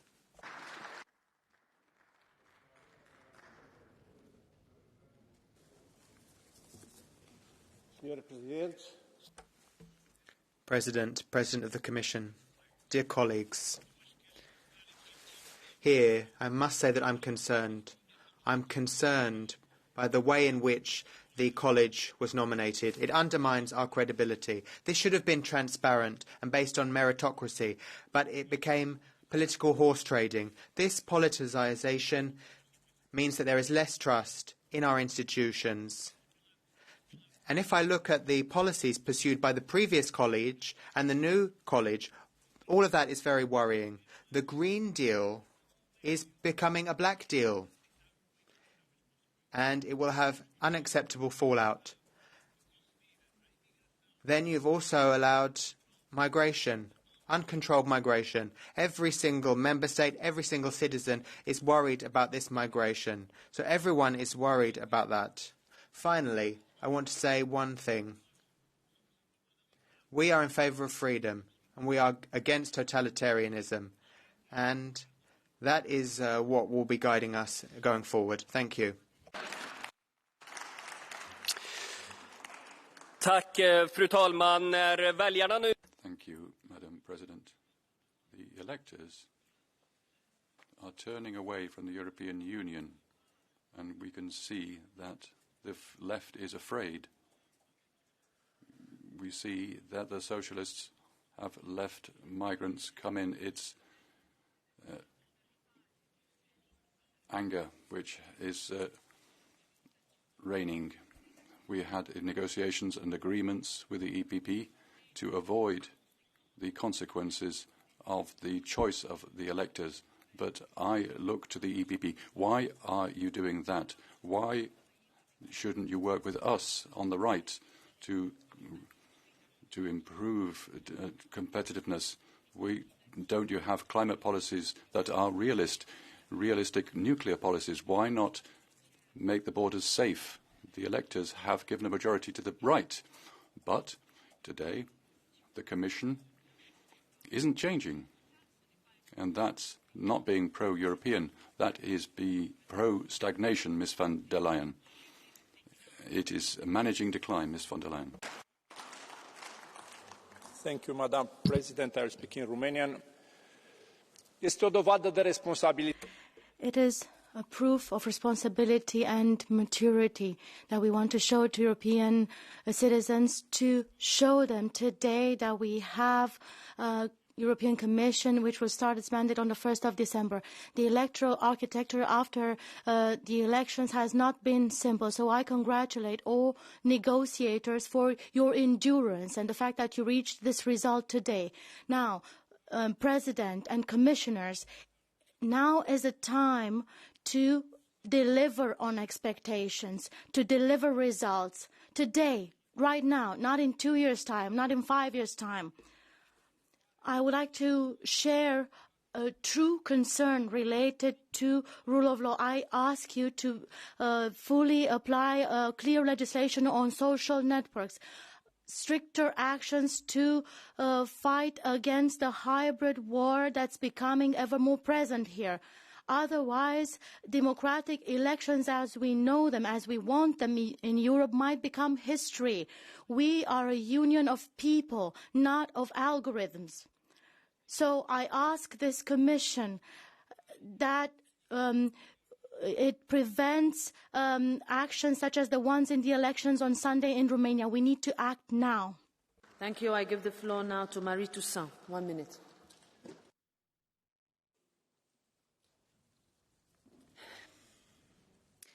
Madame von der Leyen. Madame von der Leyen, by nominating Raffaele Fitto as Vice President, you are starting your second term as head of the Commission in the saddest way possible. What you're showing is not compromise, but complicity with the far right. And we have to be sure what we need is vigilance and clarity. My Italian friends who are here and who have to face the modern far right on the day-to-day basis are seeing Mr. Fitto's nomination as an insult. If you look at the definition of fascism by Umberto Eco, you will see that even under a mask of respectability, fascism remains fascism. There are millions of Europeans who refuse this. No political calculation can exonerate us from our duty to remain vigilant. Europe has to continue fighting against nationalism, which will lead to confrontation between peoples, with the right and the far right, conspiracy theorists, climate skeptic. We have to ensure that we resist, resist and resist. That's what the Greens will do. But you, Madam von der Leyen, after you've installed the far right at the head of the European Commission, what are you going to do? Cards? Do you take a blue card? No. All right. Next, Irene Montero. 1 minute. Muchas gracias. Thank you, President. Today's college is a major problem for the EU. War and xenophobia. Instead of spending money on schools, hospitals, science and the climate emergency, you'll be spending money on war. And you are making Meloni and Orban in partners, but that endangers the social democracy. But today the socialists are voting in favour of the far right. Well, Irache Garcia Perez says it's immoral, but she's voting in favour of it. So, Mrs von der Leyen, what are you going to do to get Netanyahu under control? But Germany, Austria and Italy are going to protect him. Are you going to look away while international law is stamped upon? How can... He wouldn't have been able to do this genocide for 1 year if he didn't have Europe's support. Mrs von der Leyen, your complicity is criminal. We are against this war project, this austerity project, this genocide project. Instead of it, we will work as we did 15 years ago. 15 years ago there was austerity which killed people. Now we are going to fight to defend people, to defend their dignity. We will defend democracy and we will defend peace. And we will say this is enough, basta. To Eva Zajanczowska, Henrik.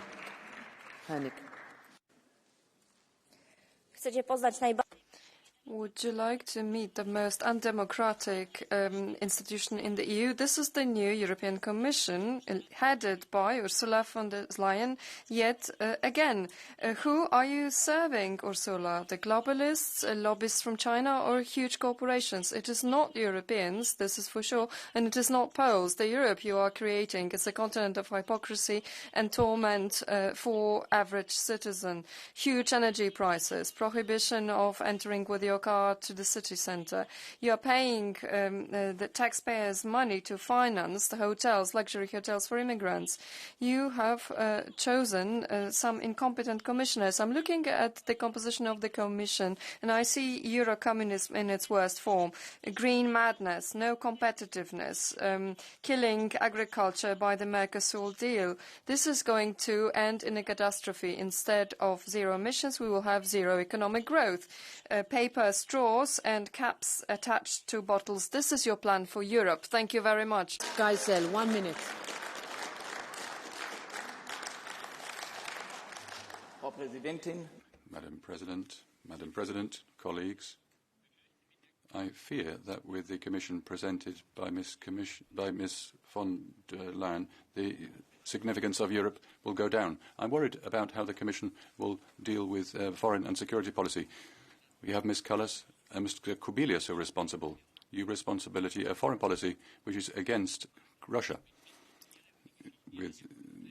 Given the history of your countries, it might be understandable, but it is fateful for Europe. Russia and the President has attacked a country breaching international law. That's regrettable, but it doesn't mean that all bridges between Europe and Russia, the biggest European country, should be broken off completely, and the gap will become bigger. Rather than sending more weapons to Europe, to Ukraine, and rearming Europe, we need a new Eastern policy in the European Union, which bridges the gap in Europe and means that we have the preconditions that we can take a place in the orchestra of nations of the world. Europe must be for peace, and we shouldn't leave that to the United States of America. Thank you very much. Siegfried Muresan, 1.5 minutes.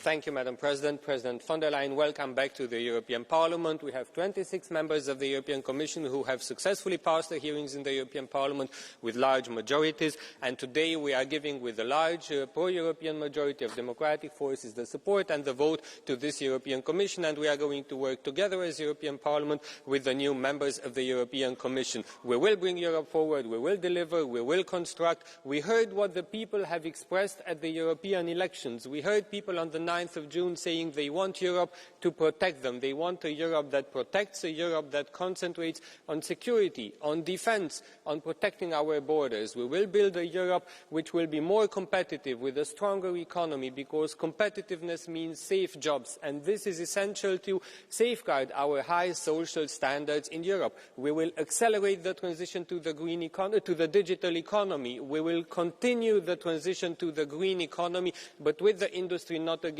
with the farmers not against, and we will strengthen our neighbours, our neighbouring countries, because we can only be safe in Europe if our neighbouring countries, many of them EU candidate countries, can be safe. And one of the best instruments to deliver will be the budget of the European Union. We will have a budget which will be clearly aligned in the next years with the priorities of the Union: safety, security, competitiveness, agriculture, and supporting our neighbouring countries. A budget that will be easier, simpler, less bureaucratic, and a budget which will be in line with our values.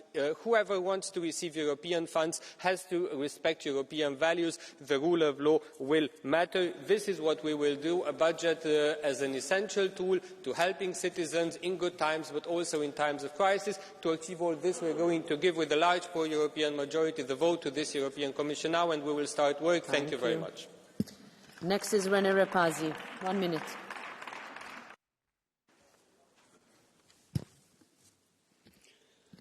Frau Präsidentin. President of the Commission, we look at your college, and every government has put forward a candidate. But to think you can swap around the majorities is a fallacy. You are harming yourself, and we had to see this during the hearings. There was a slim majority with the far right instead of a pro-majority alliance. So don't be surprised by what happened. Before the summer, the SPD put their trust in you. They wanted you to build on the European alliance. But now you have made Mr. Fito an executive vice president, and he is supported by the EPP, and the EPP is turning to the far right. And now the pro-European majority has been undermined, and that goes too far.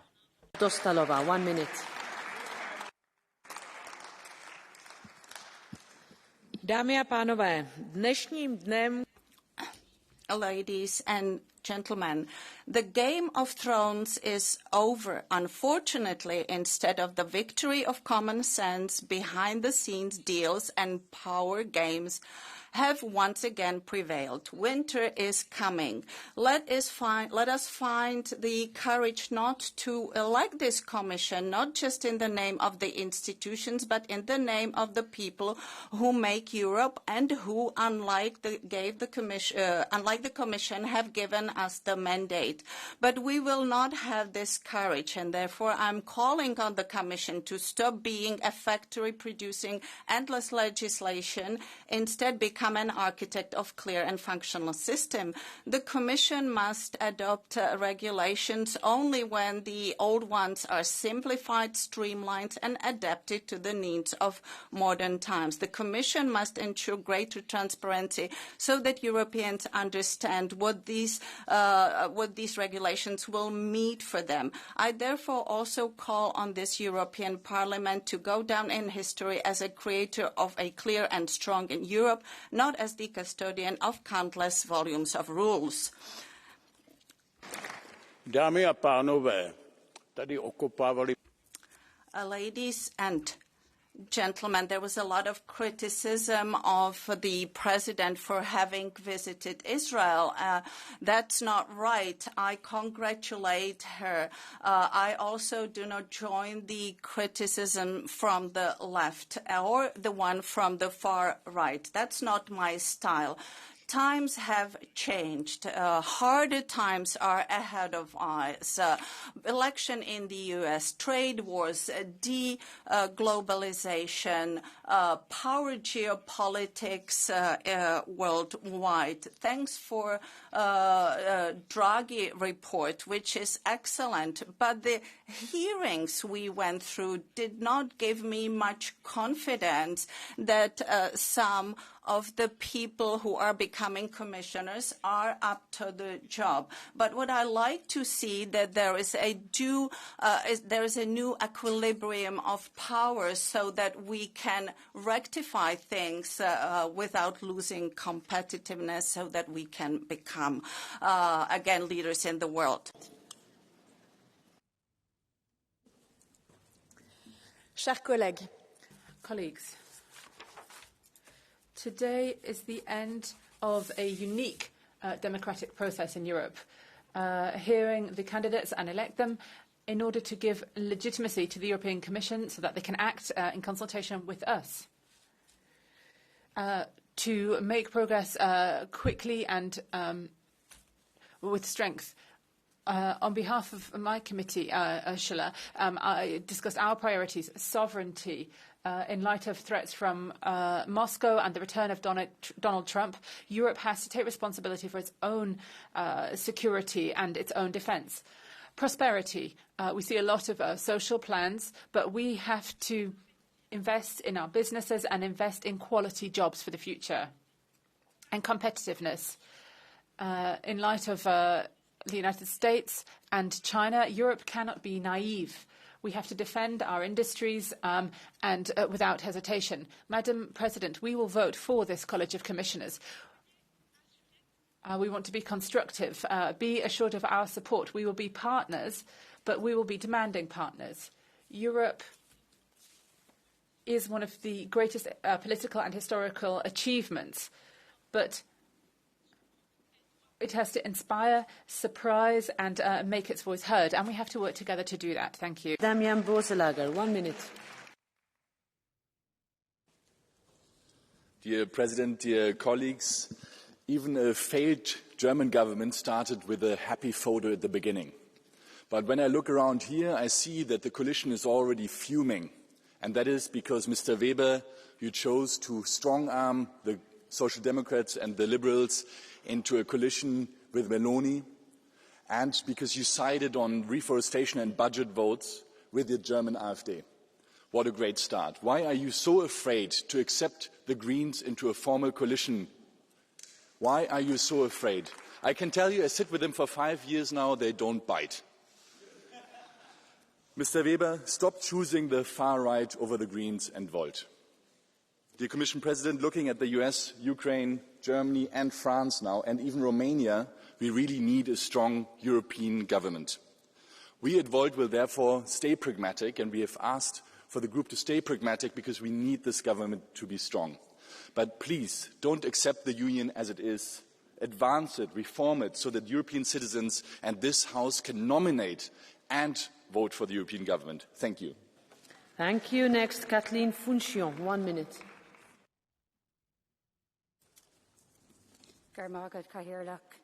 So after all the drama and the delays, the deal is done and we will have 5 more years of Ursula von der Leyen. President von der Leyen, you are unacceptable to us in the left and you are unacceptable to the Irish people as an enabler of an ongoing genocide against the Palestinian people. What's more, your Commission is hell-bent on passing the Mercosur agreement, an agreement which is bad for farmers and for our environment. Your vision of the EU is one where workers' rights and solidarity are just footnotes to your main agenda of militarisation and centralisation of powers in Brussels' hands. I want to speak directly to the Irish MEPs of Fine Gael, Fianna Fáil and the Labour Party. We see you and the Irish people are watching you very closely. It is not too late to do the right thing and vote against this Commission. The people of Ireland do not want this agenda, and shame on any Irish MEP who supports it. I give the floor now to Susanna Borvendek. 1 minute.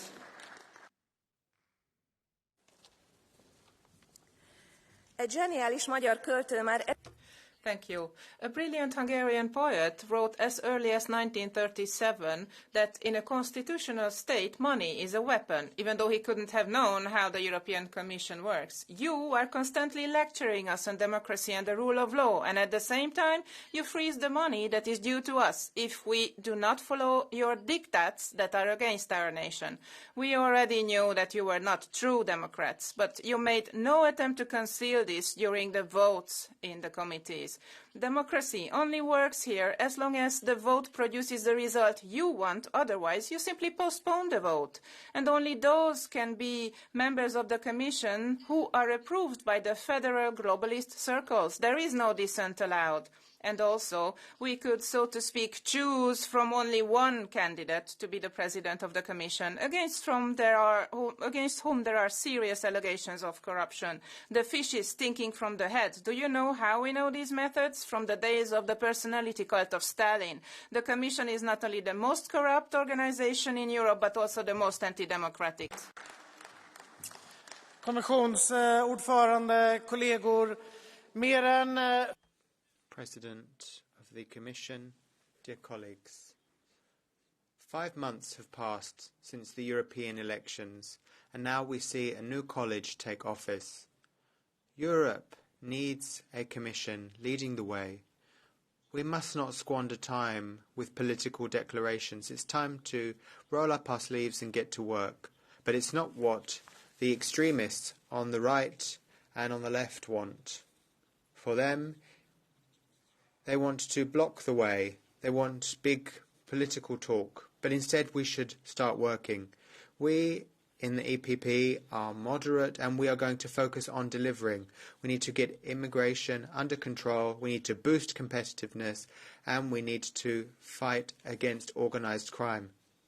We must also strengthen our safety and security in Europe. We must give our defence a shot in the arm and we must not give up. We must be unyielding in our support for Ukraine. We must be a strong Europe in this troubled world, and that's why I will vote in favour of this college. Merci. Thank you. Madam President, colleagues, there was a pro-European coalition to support you in July. Why do you include the Italian colleague in your college? The far right wanted to dismantle the deforestation directive. You said it's a compromise, but you shouldn't give in to support Ukraine to have a European defence, to support the Green Deal and the economic sovereignty of Europe, to have an industrial policy, to have solidarity and equality. We will be at your side. But every time you'll have this unnatural coalition and supposedly the heritage of Adenauer, there will be there to hold up our heads and to resist. I give the floor now to Paolo Borchia. 1 minute. Prego. Presidente, meno male. President, fortunately, this debate has helped to warm up the atmosphere in the chamber a bit. We're seeing this frenetic debate where every group supports its own commissioner. I think this kind of majority is not the right way to start off our journey together. I think whoever votes for this commission will be voting for a commission that wants to be like the United States or rival China. I wish all the best to Commissioner Fito, but unfortunately, I do have to say that there are too many commissioners nominated not on merit, because they have to win the support of all these parties and factions. And this is what does this mean for the future of Europe? If we think about our farmers or our young people,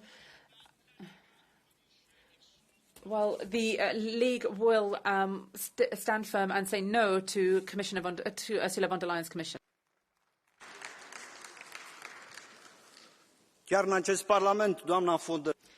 In this very parliament, Mrs. von der Leyen made her statement in July, and she gave us this text: "We will leave nobody behind," which basically means that the EU should care, first of all, for the EU citizens, those who are living in poverty. In 2019, we had 100 million poor Europeans. In 2023, we had 102 million poor Europeans.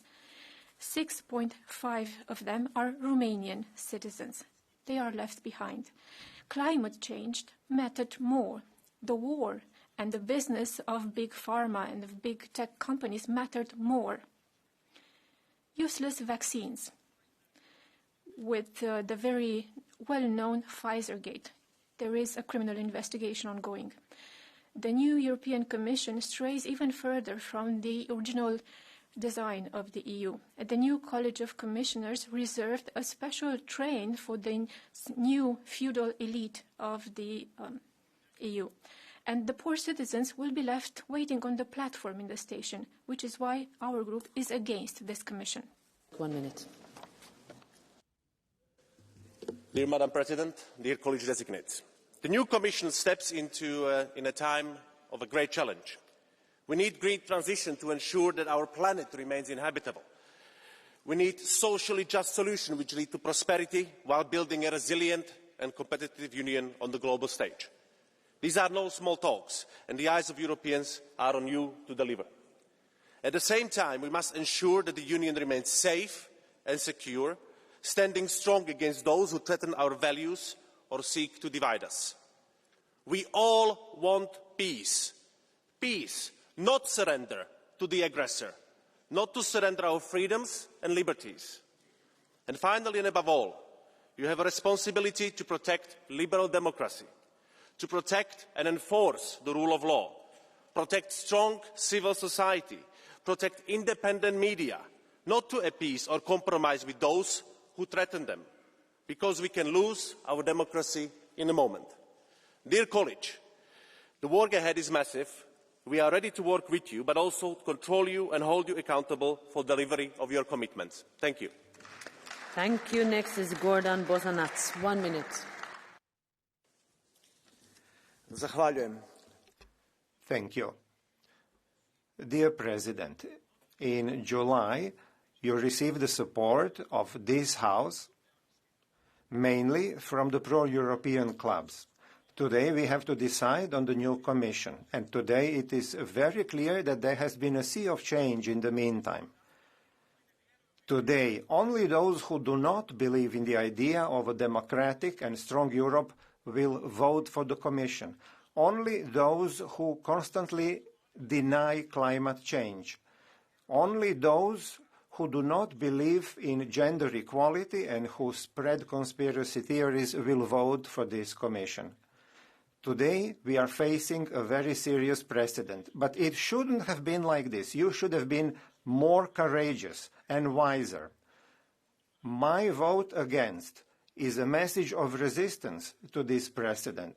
Although I think that there are very good commissioners within the new college, and also I think that there are some very important positive points in your program, I'm still not convinced, because you were flirting with anti-democratic forces. I'm not convinced that your policy will bring a better life for everybody in European Union. So paradoxically, my vote against is also a vote for all those who want to fight to preserve our European values. No surrender. 1 minute.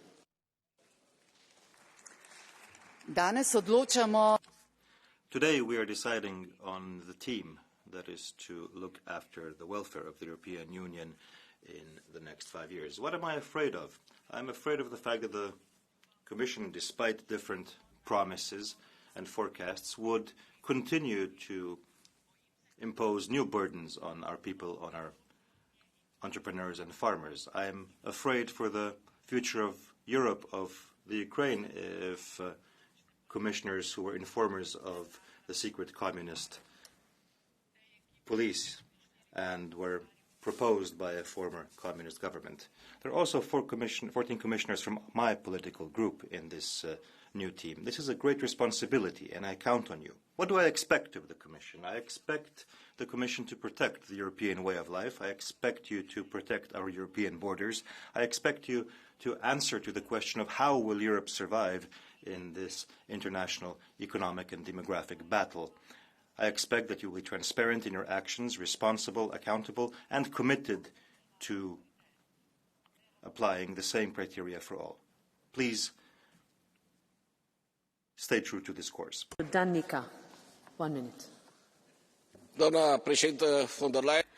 President von der Leyen, the Romanian delegation in the S&D will vote in favor of yourself and your College of Commissioners, because we believe in a strong, united Europe. But this is not a blank check. This vote is conditioned by meeting certain clear criteria that are important to us. We want a social Europe. We want lower bills that for energy that people can pay without giving up other basic products, and we want a competitive industry as well. And one more thing. We had elections on Sunday in Romania, and we want to know who interfered in a rude manner in the elections in Romania. Who are these foreign entities? The companies who invested a lot of money and disturbed democracy. This is a responsibility for you and for the commissioners. I know very many of them. We have to show that in the EU and in Romania, democracy can't be bought. And we need to know who are the people who paid money for this, because we know they paid for TikTok, for Instagram, and so on. We know who they paid, but we don't know who was it that paid.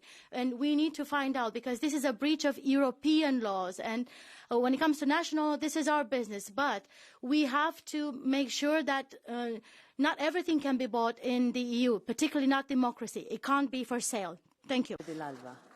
1 minute.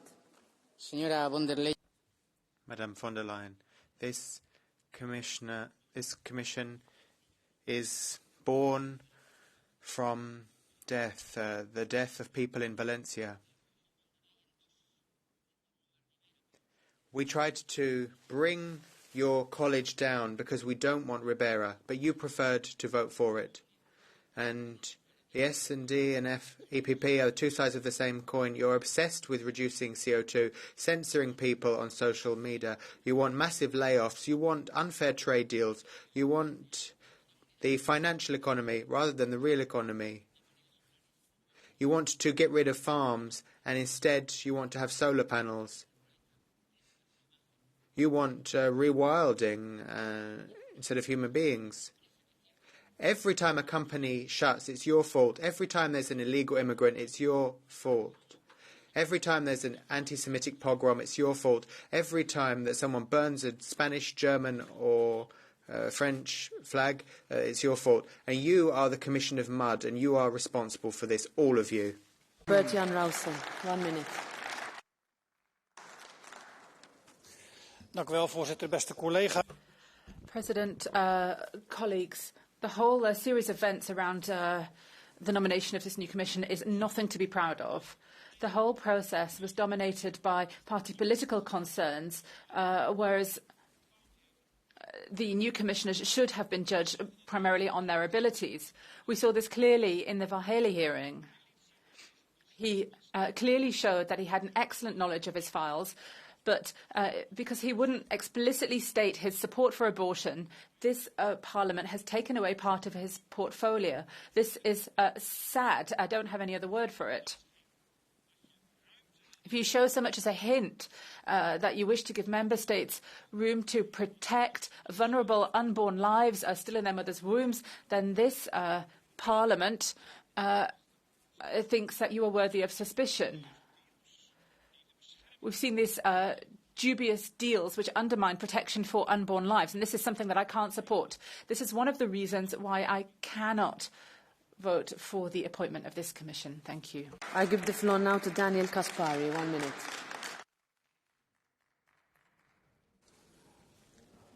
Liebe Kolleginnen und Kollegen, colleagues, Ursula von der Leyen has shown the programme of the new Commission is a programme of the political centre for the broad swathes of society and for citizens of Europe. The German SPD says that together with the EFD and the PFE and the left that they won't support this Commission. That shows how wrong it is, and the splits within the SPD. It shows with the German Chancellor that there is more desperation.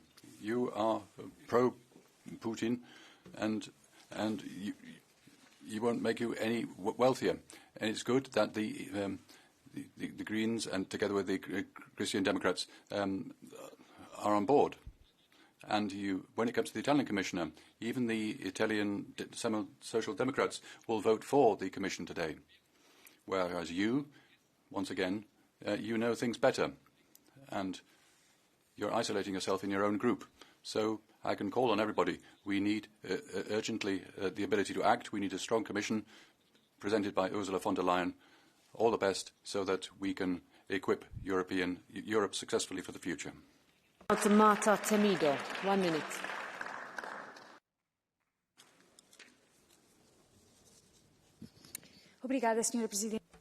Thank you very much, President. For many of us, this vote on the College of Commissioners is not an easy vote. It is not our choice to ignore the principle of gender balance in the College. It is not our choice to give a vice presidency to the far right. It is not our choice to give portfolios on women's rights to someone who is indifferent to those matters. Yet we understand that we live in exceptional times.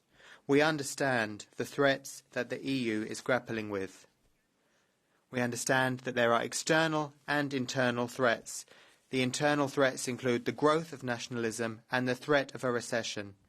Today, we vote on a college that is not our own, but it is a college that must work with and for everyone. This is a context in which our institutions must be able to solve problems and inspire trust among citizens. Let me remind you that Europeans have great expectations. In the past, we've shown that we can meet the challenge head-on.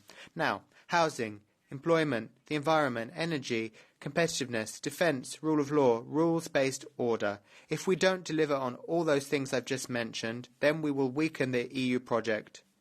And This means immediately implementing the cooperation agreement agreed by pro-European forces.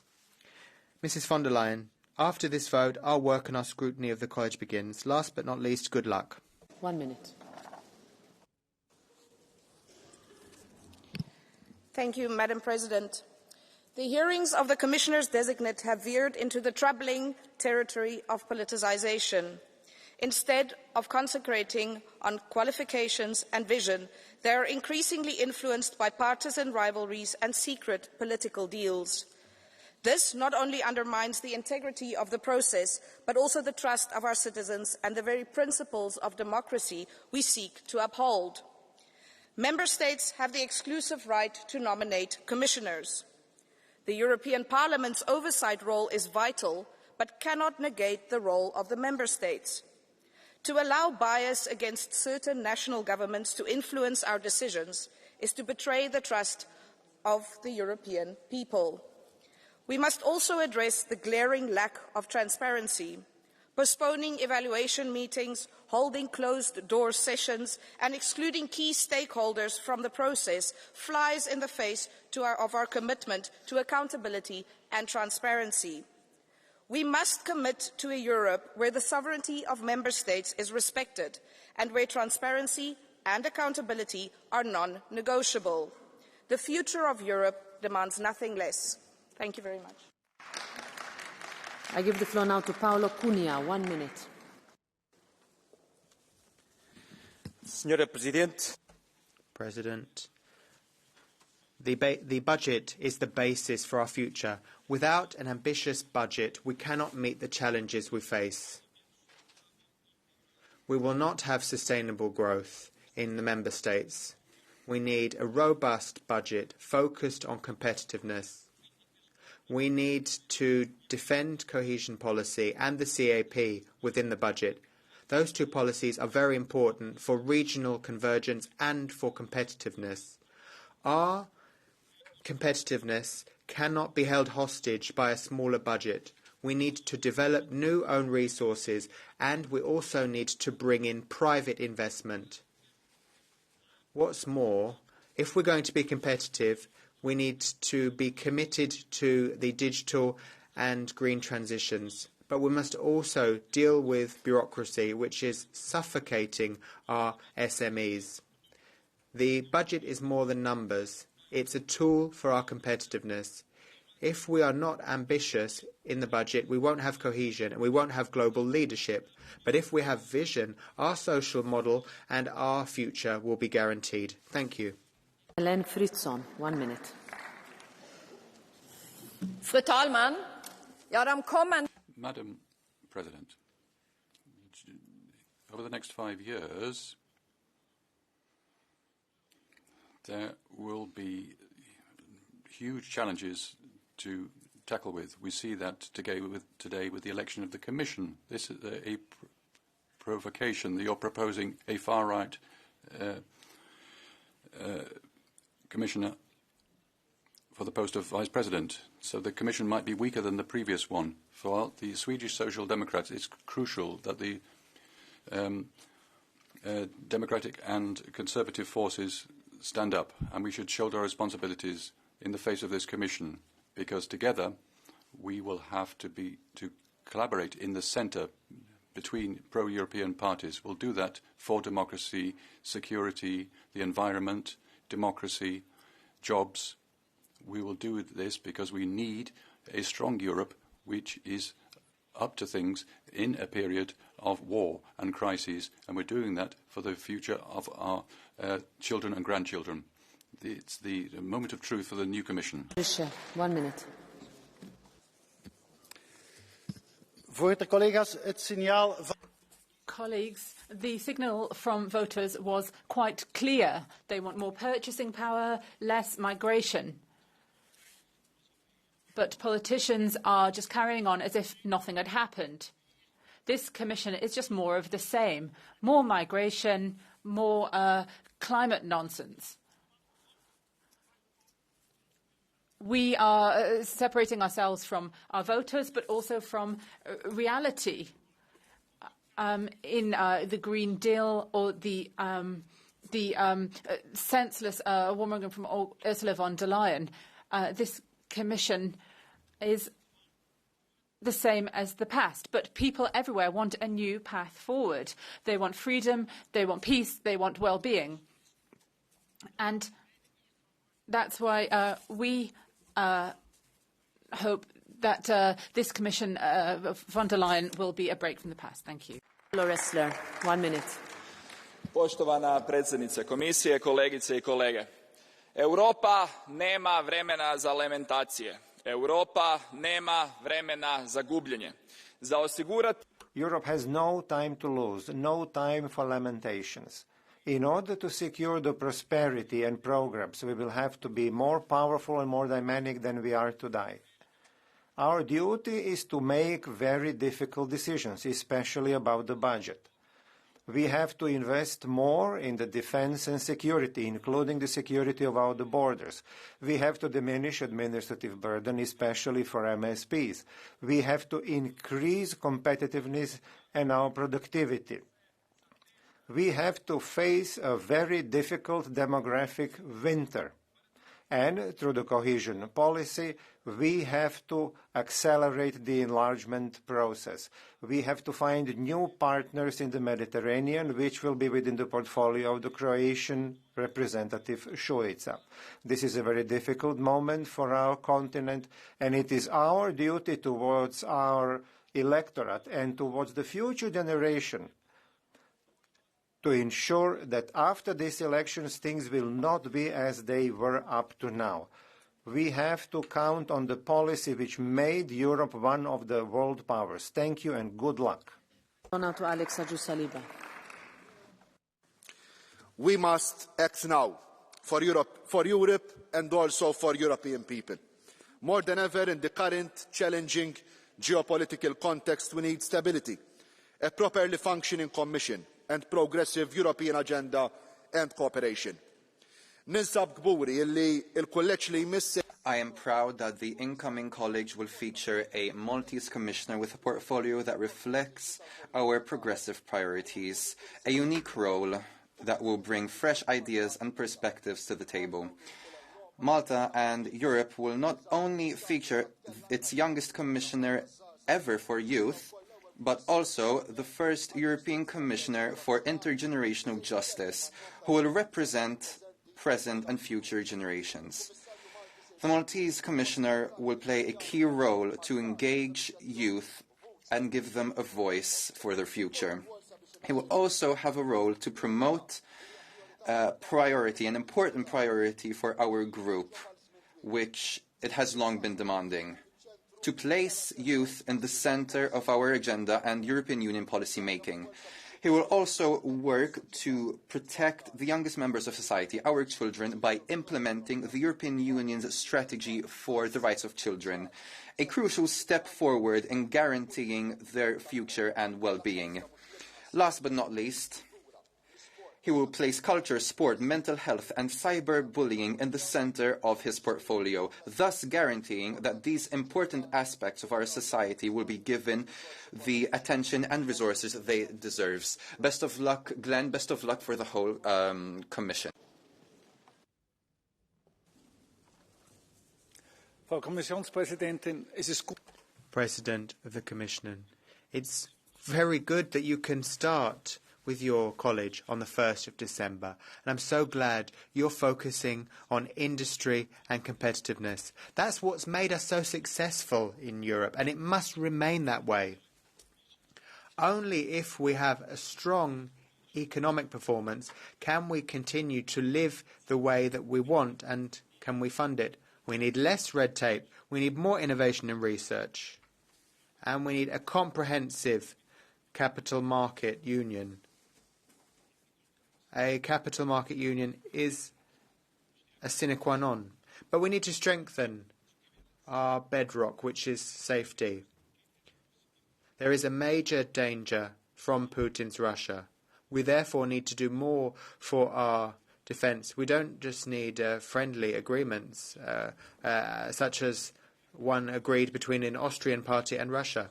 Then we also need solutions to illegal migration. Our Austrian EU Commissioner, Mr. Brunner, needs the backing of all 27 member states to do his job. A final point. We will strengthen the EU economically and in security terms if the Western Balkans finds its home here in the European Union with us. Thank you. 1 minute. Thank you, Madam Commissioner. Commission President, I will be voting for the new European Commission today. The Commission and its policies, is it perfect? No. There are questions about the climate where we need to have answers, but we've managed to press the Commission to give concessions. I was in favour of security online because there are problems there. The Commission has promised to do something about that. We want to have improvements when it comes to public procurement. It's not easy, but the Commission has promised to take a look at that so that we can get better rules for employees and the environment. Now we must get going with our work. A Europe together, that's our strongest defence against threats from elsewhere and our best weapon against climate change. The new Commission is just the start for the next 5 years' hard work to ensure that we have a safer, a greener and a more equal Europe. Let's get going right now. Now Ludek Niedermayer, 1 minute. Thank you very much, Madam President. We are almost at the end of the debate, so let me just say two remarks. The first, in the debate, I guess we learned how people interpret the democracy, how they interpret the elections, and how they think about the future of our common Europe. And this was very sad. It shows how much the responsibility is lacking on parts of the politics on the 21st century. And the second comment to you, Madam President, I guess we don't need to tell you that the times will be very difficult. You have experience with that. And we should learn how we managed the really severe crisis in the past few years. We must keep focus. It's not time to do nice to have. We must really focus on things that deliver, do them well and do them quickly. You can count on that, on my support and support of my colleagues from my delegation. So wish you good luck to all of us. Thank you. Thank you very much. Now Angelika Niebler, 1 minute. Vielen Dank, Frau Präsidentin, Frau President of the Commission, dear colleagues, what we need is a Commission that is capable of action. We're wrestling with mammoth challenges that have been mentioned many times today. 1,000 days of war in Ukraine, a new Trump administration on the 20th of January. Many economies setting up new taxes on imports. The economy is bad, farmers suffering too. I therefore encourage the Commission to take a clear stance and to acknowledge that we need a strong Europe. Dear colleagues, we're voting on the college today, and we can be a bit critical of any of the individual commissioners, but then we'll never get through with this. So I ask you to put your concerns aside. You may have doubts, but look at what's happening in the rest of the world. Look at the perception of us in the world. Please vote in favour of this Commission. Give the Commission the confirmation it needs. After that, we will do our work. We'll be critical. We'll give reminders. We'll give our political priorities for the Commission. And if we don't see those priorities reflected, then we will react. But today, let's give a signal of determination, showing that we are together in favour of a strong Commission. A strong Commission, that is what the Parliament wants, and I encourage you all to vote for that. Thank you very much. Now we will have the Catch the Eye. We have quite a few requests. I will go through them one by one, starting with Michał Serba. Pani Przewodnicząca, Pani Przewodnicząca Komisji, to bardzo... Thank you very much. Madam President of the Commission, this moment is crucial for European security. It's a historic moment. We will have a European Defence Commissioner. Today, President Tusk is in Sweden in order to talk to the Nordic and Baltic countries, to talk about security. We are paving the way for the Polish presidency. And what we feel very strongly about is to breathe new life into dialogue. And you're doing this already. I'm talking about dialogue between the EU and NATO. This strategic partnership is of key importance to our mind. The Polish presidency has to give new impetus to dialogue with the United Kingdom because it is a key partner for us, especially when it comes to security and defence. What are your plans? Can you confirm that you will be taking this path in the future? Thank you. Next is Niels Uzakovs. Thank you, President. The previous mandate of the European Parliament and the Commission began with Brexit, and municipalities located at the western border of the European Union were particularly affected by the departure of the United Kingdom. As a result, a special financial instrument was established, providing up to €5 billion in support for these municipalities. This mandate starts with the continued war in Ukraine, and municipalities at the eastern border of the European Union, like Latgal in Latvia, are now literally living by the wall, bearing significant economic and social costs. When you are forced to construct anti-tank infrastructure in your region, private investment obviously tends to avoid those areas. Eastern border regions currently receive no support comparable to what the western border regions have been granted. This glaring inequality must be addressed by the House and by the new Commission that will be presumably elected today. Thank you.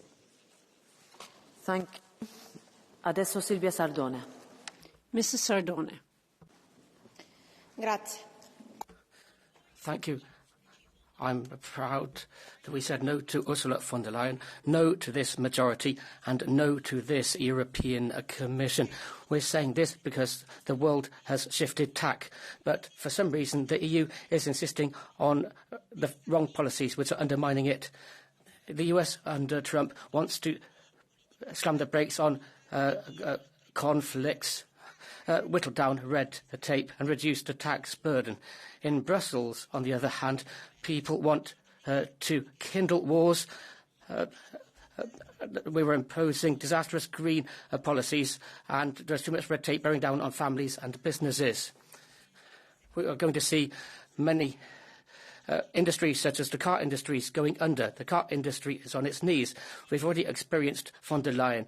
The first Commission was an absolute failure. Europe deserves better. Europe must change tack. Europe must change now. Christian Tynkönen.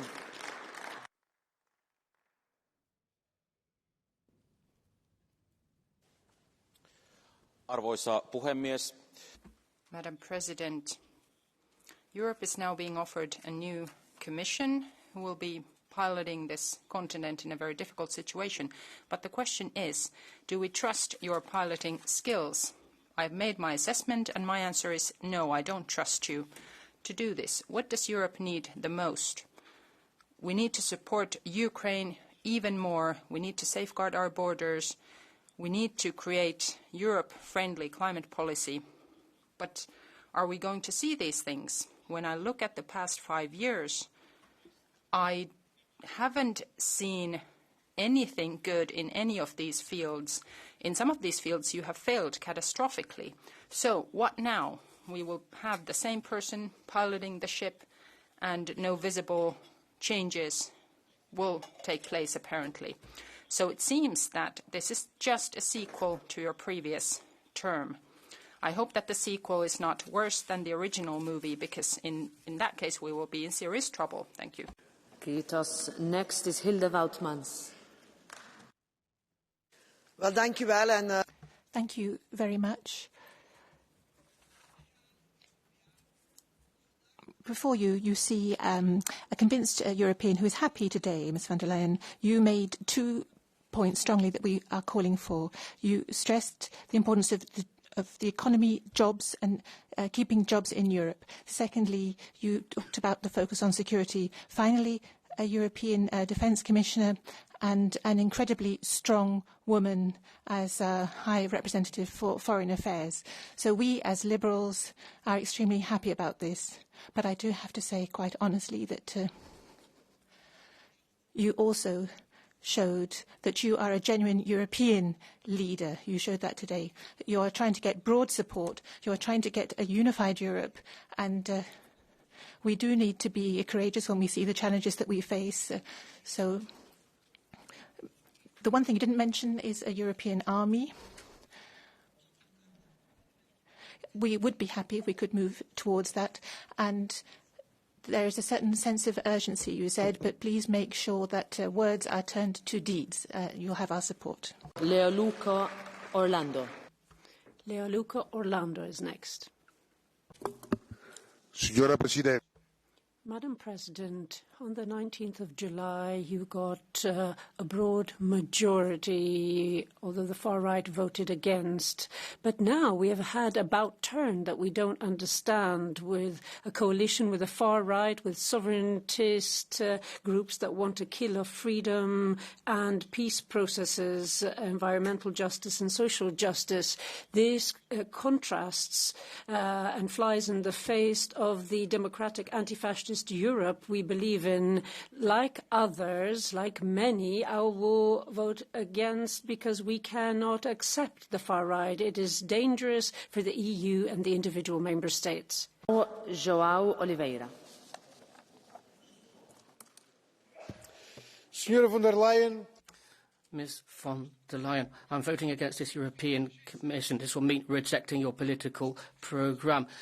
Our peoples need peace, cooperation, social cohesion, better salaries and pensions, access to dwellings, healthcare, education, social protection. They want a response to the problems of the environment. The Commission is pressing military issues, pursuing war, stamping on social rights and labour rights, making a business of everything which means a fair and equitable life for citizens. Our peoples need economies geared to satisfy their basic needs, tapping into the production system nationally. The Commission is insisting on so-called competitiveness policies with more privatisations, and you're really kowtowing to the needs of the multinationals, and you're enthralled to the banks.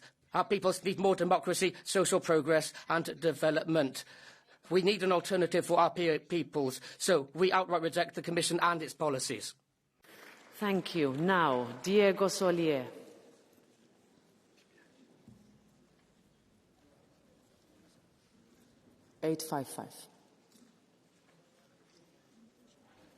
Yeah. Buenos días, Presidenta. Muchas gracias. Good morning, Madam President. Thank you very much. Various comments and some questions. The first comment is that in Valencia, the system has failed. So whatever you say, the only thing that worked were the citizens who stepped up to the plate. Technological change. We either have to make a 180-degree turnaround, or else we won't manage to keep up with the US or China. We are in a situation with our industrial fabric, which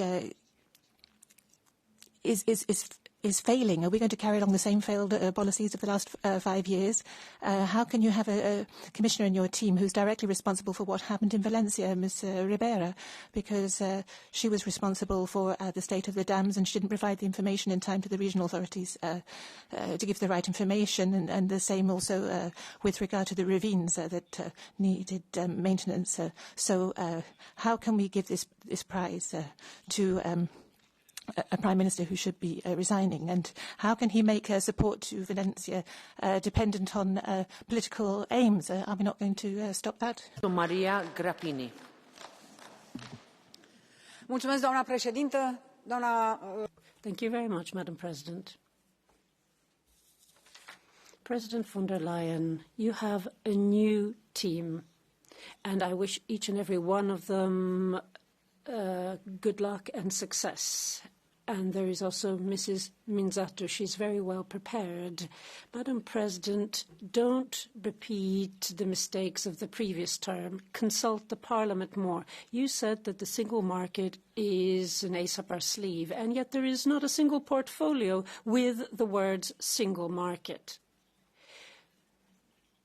We celebrated the 30 years of the single market, but if it is the foundations of the EU, why isn't there a portfolio that includes this? And there's another failure of the previous term that I'm going to have to mention. The single market should be less fragmented.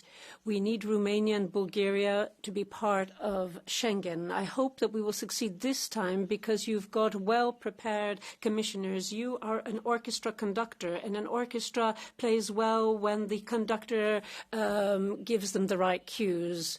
Make sure that people are at the heart of your policies. Anna-Maria Cisent. Wait, aspetta. Microfono. 611. Sì. Ok, grazie, onorevole Presidente. Thank you, President. This Commission is a betrayal of the manifest will of our electorate who wanted for a switch in European policies, an about turn. You've marginalised our continent in the global markets. You've brought to the knees our farmers, and you have no care for our native products. You are stamping on the West. You are catering to Islamic fundamentalists. You're trying to marginalise the third largest group in the House, the Patriots, and you're being very ambiguous. The Commission to date has shown how precarious it is. You really do not seem to be caving in to the socialists and progressives. And you have the Green Deal and Commissioner Ribeira, who is even more fundamentalist than her predecessor. You are really undermining our civilization, whereas you should be bringing Europe closer to its citizens. Commissioner Fito did sterling work in Italy. We have Verhey as well. These cannot be used as an alibi to press ahead with your policies, stamping on the interests of citizens, whilst catering microphones cut off. Fidanza. Mr. Fidanza. Grazie, Presidente. Thank you very much, Madam President. I don't know whether this is the most far-right commission ever, as a nervous left have said and a very nervous Green group has said. I hope so. I hope we'll see this in facts. We'll see whether they can be pragmatic and infuse that into the Green Deal despite Mrs. Ribeira. Well, let us see whether they'll be able to keep our borders safe and increase returns. And let's see what kind of majorities will be forged in this House. Let us see how the votes will unfold and who will vote which way. We'll see this, I'm convinced. And then the Italian government with Giorgia Meloni at the helm has offered the European Commission an individual who is capable and competent, I'm sorry if I may say so, but the most capable, the most competent to manage a difficult portfolio such as cohesion. That's Mr. Fito, a conservative, and he did it on the basis of a democratic mandate given by Italian voters, on the basis of millions of votes given to the far right and Giorgia Meloni.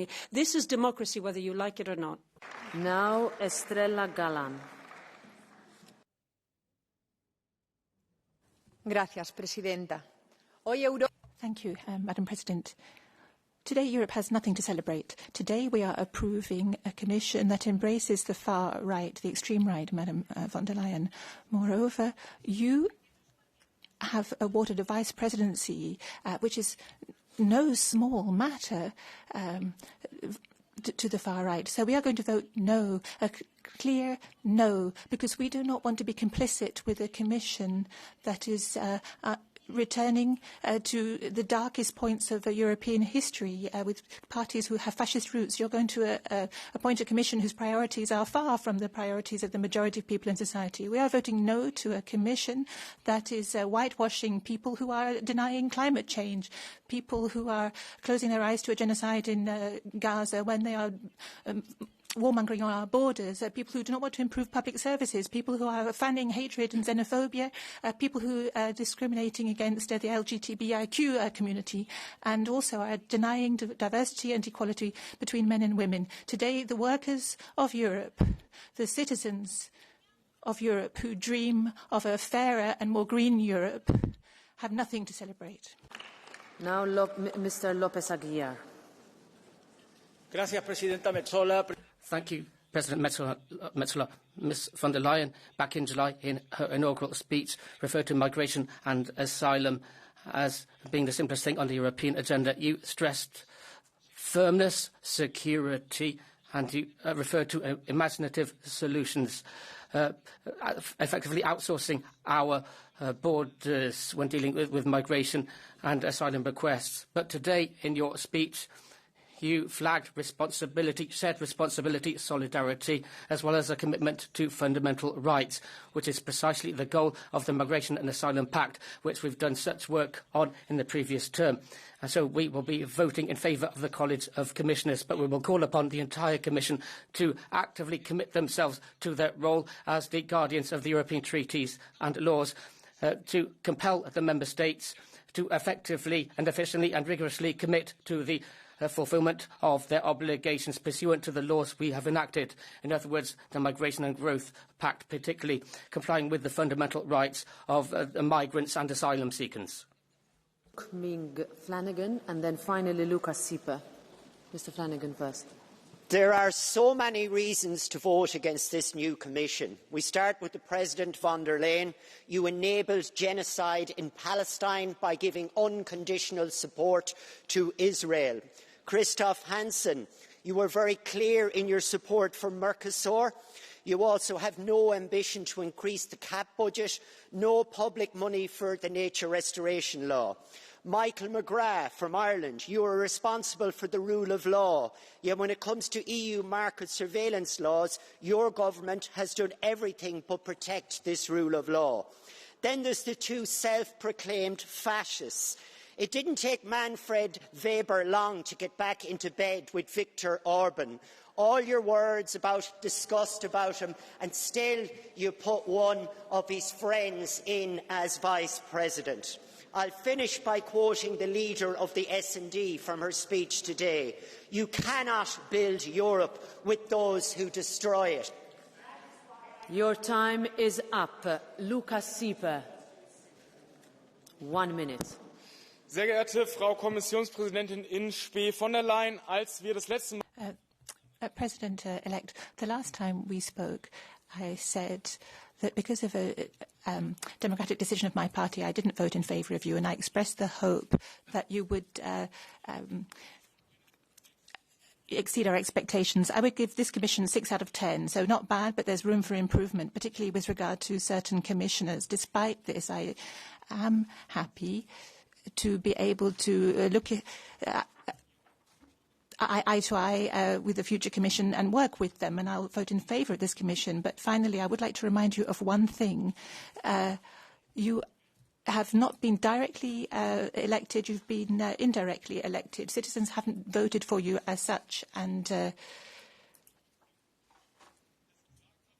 as one of the French speakers said, we don't actually know who most of you are. So I think now you have to display your commitment and act decisively to show people in Europe that you actually deserve these jobs.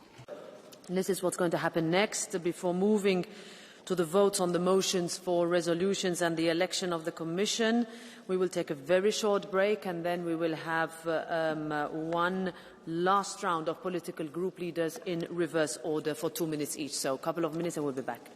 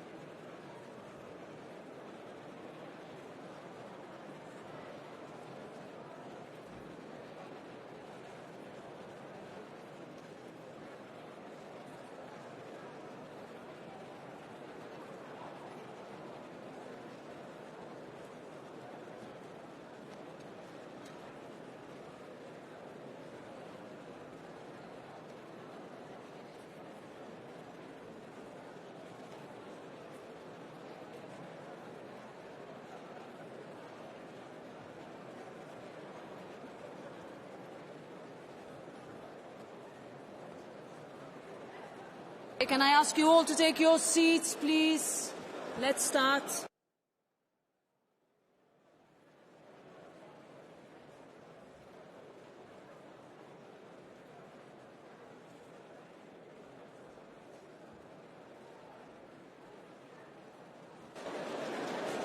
Could I ask all the commissioners designates to take their seats and the members too? Council is in place.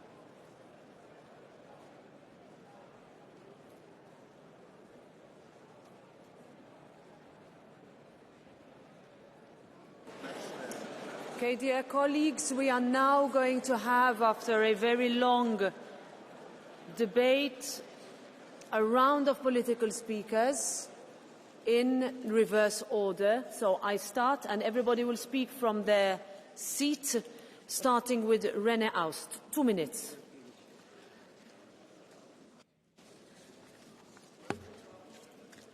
Wait. Is it working? Europe can achieve more. Europe can achieve more than this Commission intends. Europe has the potential to play a leading role in the world, politically, economically and culturally. This potential for the future needs to be tapped into, and for that we need a clear steer as to the central tasks at the European level, shoring up external borders, ensuring good external trade, research and development, ensuring the competitiveness of Europe to ensure that jobs are maintained. Europe will only be strong if it focuses on its core tasks. Nonetheless, the EU is wasting time on ideological, trivial projects. Therefore, there's a clear need for the EU to be rebuilt. Less powers, less purview, less remit, less expenditure. This Commission represents the opposite. Your agenda, once again, is more red tape for our industry, more emphasis on climate policy, more censorship, more focus on gender, more centralism. In other words, this Commission wants more and more of what we outright reject. So we reject this Commission. Europe will work if the national states are able to exercise their sovereignty in terms of culture, security policy, shoring up the external borders and so on and so forth. Our Europe is the Europe of freedom and cooperation, a Europe which speaks to the hearts of our citizens in our motherlands. That's why we are saying no to this Commission, no to the policy of Ms von der Leyen, and yes to the sovereignty of our European nations. Thank you. Now I give the floor to Manon Aubry for the Left Group. Merci, Madame. Thank you very much, Madam President. Mrs. von der Leyen, what struck me during this debate was the fact that you don't seem to be connected to the reality that millions of citizens are going through, citizens that can't make ends meet, that cannot pay their electricity bills, that are losing their jobs because some shareholders want to relocate to get more profits. Now, Mrs. von der Leyen, you have quite a comfortable salary, more than 30,000 euros, so there hasn't been reference to what I talked about. But what about taxing high net worth individuals? You don't want that. It's the workers who have to pay out of their own pocket. That wasn't part of the debate either.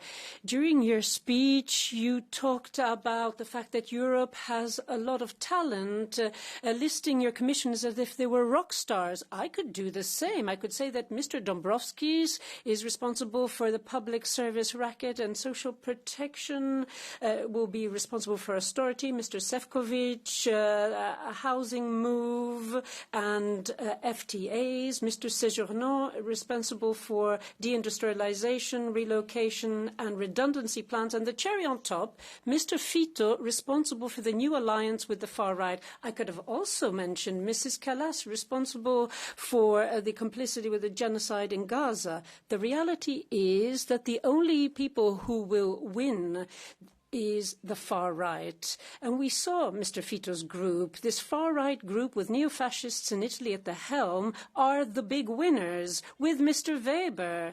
Yes, with Mr. Weber. Because to save your coalition, Mrs. von der Leyen, you have reached a deal, a pact with the far right. So no talents to protect women's rights. That is what we will remember today. My group, the left, is not for sale. We will stand against firmly with hope and a radical approach. Thank you. Eickhout for the Green Group. 2 minutes. Thank you very much. Thank you very much. It was a very difficult decision for our group, and you know very well, we are still of the opinion making Fito executive vice president of this commission is a mistake. And people that are saying it's not far right,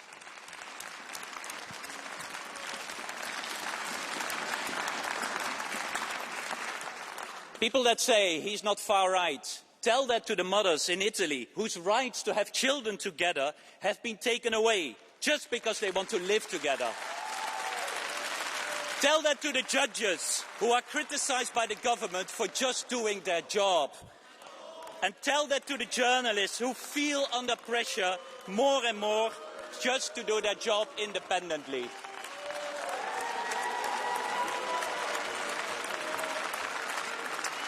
We as a Green Group will always fight for an open and an inclusive society where everyone feels welcome and can love whoever they want.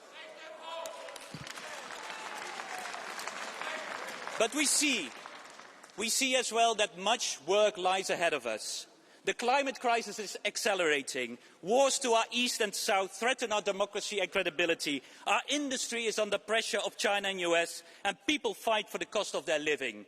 We see a Commission that wants to work with us, and we want to work on climate adaptation, to work on a Clean Industrial Act, to work on the energy transition, to work on a just transition for everyone, to work on a stronger rule of law, but also we will make sure that the simplification agenda will not be a deregulation agenda.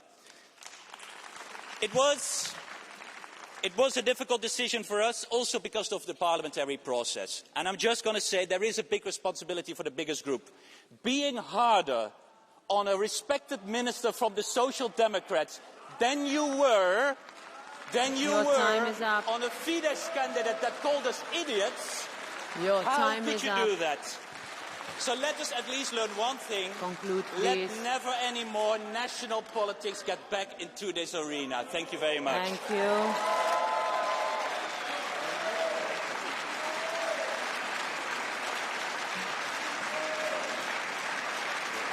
All right, now, President of the Renew Europe Group, Valérie Hayer. Thank you, Madam President. Madam President, you were elected to lead the Commission on the basis of a work programme. It largely includes our Renew proposals, and this is very good news. We are at a turning point. We are facing existential challenges. So you know my family's ambitions. 3 things. First, freedom. No rule of law, no EU funds. Madam President, we appreciate your support for smart conditionality. Thank you for endorsing it for the first time. And we also call for the Commission to move to the next step of Article 7. Second, prosperity. Let's answer Mario Draghi's wake-up call. We have to scrap red tape. To simplify, we have to speed up the savings and investments union.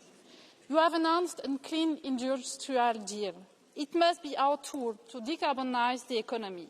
It must serve the Green Deal. EU businesses are already on the track for a clean future.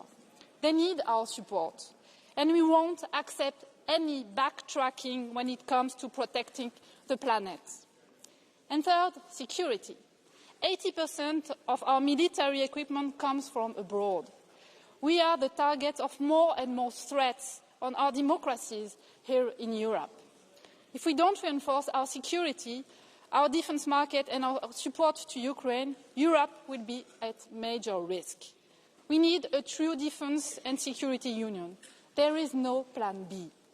We are counting on your entire college to follow to the letter the direction that you yourself set out in this chamber. It is a huge task, but we will be by your side. Thank you. Thank you. Now for the ECR group, Asita Kanko. Thank you, Madam President. What we want, first and foremost, is freedom and not to be burdened by endless taxes. That's what Guillaume says on Facebook. How can my company survive if Europe goes on like this, sighs a CEO? I want to be heard, whispers a woman who has been raped and has never seen justice. Why am I treated differently? We Europeans have to stand up for our values and our standards. We should allow no Sharia practices and give no money to organisations that want to destroy us. I too have my doubts about some of the new members of the Commission, but I think we've had enough now of the horse trading and mudslinging. Now we have to get to work for citizens, and we all know that this would not be possible without a new European Commission in place. Otherwise, we cannot get to work, and our citizens will be paying for the lost time. And citizens have had enough of all this. Let's be honest, colleagues. Let's put an end to all of these secret deals and relations. We can't ask other people to be transparent if we can't behave in that way ourselves. There's one person that we have to win over, and that is the citizen. They have to have faith in us, and they want us to put our migration policy in order and work on good return laws that are properly implemented. They want us to fight anti-Semitism, to ensure that Jewish children don't have to go to school with a security detail, but can go to schools which are safe. And that's why we need to defend our rule of law, improve police and judicial cooperation. We have to tackle organised crime and protect our ports against drugs-related crime. Citizens want us to ensure that no sexual assault or offence goes unpunished. They want us to work on our economy and ensure that we don't strangle our industry by the crazy ideas of the Greens and over-regulation. We want to be an EU that people can count on. So by giving you my vote today, I am acting we're taking this responsibility seriously. We need a woman in the cockpit who can be competent, and we want this Parliament to put itself together and get to work. To Kinga Gál.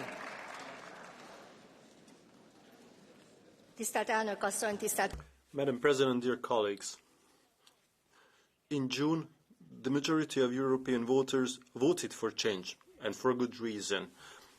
Because we inherited a crisis. We have war in our neighbourhood, migration is unresolved, Europe's economy is stagnating, and the Schengen system is on the verge of collapse. People voted for change, but the President of the Commission opted for maintaining the status quo.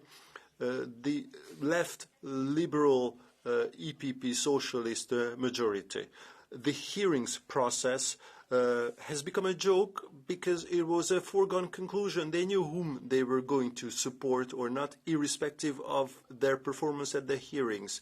They blocked competent nominees just because of their political affiliations, and they approved candidates who were clearly incompetent. And then in order to have a majority for this commission, they came to a coalition agreement. This is non-change. We are just going to continue as business as usual. You want to continue to support the war, you want to reinforce red tape and bureaucracy, and you want more ideology. And we also see that the Commission President uses EU funds to blackmail national governments. You can come to short-term pacts, but you cannot disregard people's will. We patriots are not going to forget how you spoke about Hungary's presidency. You abused your political office. This was a political statement against a nation-state government. This is clear indication that the mistaken policy of recent years is what you represent. The lack of change is what you represent, and we want change. The people of Europe want change. Therefore, the Patriot Group is not going to support this Commission. Europe deserves more and better. I give the floor now to Irache Garcia Perez for the S&D. Gracias, Presidenta. Thank you, President. President von der Leyen, I'm completely sure that today you clearly read the room. You clearly construed the message conveyed to you by those of us who want to build Europe with you and your College of Commissioners. You know what we're saying to you. Clearly, the European Parliament represents citizens' sovereignty, a diverse Europe, a Europe with differences, nonetheless a Europe which is mindful of the fact that it needs to work together. It goes without saying that this was no easy task, all this negotiation. Obviously, you didn't have 100% support from this chamber, not even from my group. But in this House, there is a majority which can move ahead in building the Europe we require. A Europe based on equality, solidarity, based on defence and human rights. A green, feminist Europe. A Europe which wants to cater to the concerns of its citizens. A lot of problems came up in this negotiation. People were trying to destabilise the EU in these negotiations, trying to make their party interests prevail over the interests of Europe as a whole. But bear this in mind, the message is clear. In this House, between the EPP, Liberals, Social Democrats and Greens, we all want to drive in the same direction. Maybe not all the votes will be in favour today, but it's feasible that tomorrow we will be able to get to work for the common weal. Nothing is ending today. Everything is being set in train today. Together with you and the College of Commissioners, the S&D will bear its responsibility in shaping the agenda of the EU. We will continue to work for the good of all European citizens together with you. Thank you. And now finally for the EPP, Jeroen Lenners. Yes, thank you, Madam President. Before going on to the vote of the new European Commission, let me also thank the outgoing commissioners for their dedication and their work in the past years. Regardless of nationality or political colour, you have put yourself at the service of the European citizens, and we thank you for that.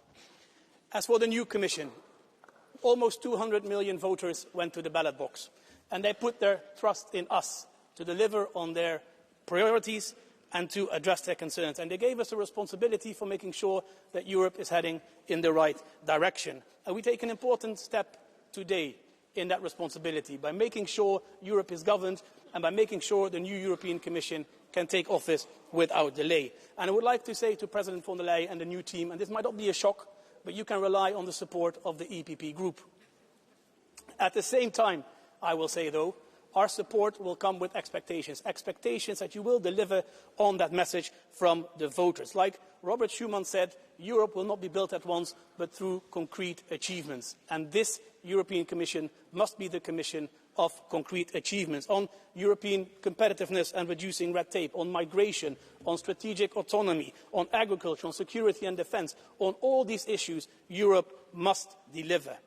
We have no time to lose. War still rages on the European continent. Dictators at our eastern borders continue to try and destabilise our union, and the world is in turmoil. We need European leadership. And you were right in July when you said that we cannot control demagogues and dictators in the world, but we can choose to protect our own democracy, and we can choose to build our own European future. And the big decisions of the next 5 years will define for a long time the future and our place in the world. So we must get these decisions right, and we must get them right together, with a strong European Commission and with a strong pro-European, democratic, pro-rule of law majority in this House. We can build a future European Union that prospers, that protects us, and that prepares us for whatever the future will bring. So let's get to work. Thank you. Thank you. Now, I have received two motions for resolutions on the presentation of the College of Commissioners, which according to Rule 129, we will start with them. So we have first the motion for a resolution by the Left Group. We vote on the resolution as a whole by roll call. The vote is open.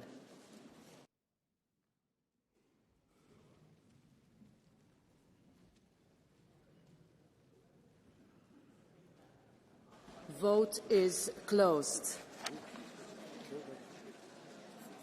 And it is rejected. We therefore vote for a motion of a resolution by the PFE Group. Amendment 3, by roll call, the vote is open.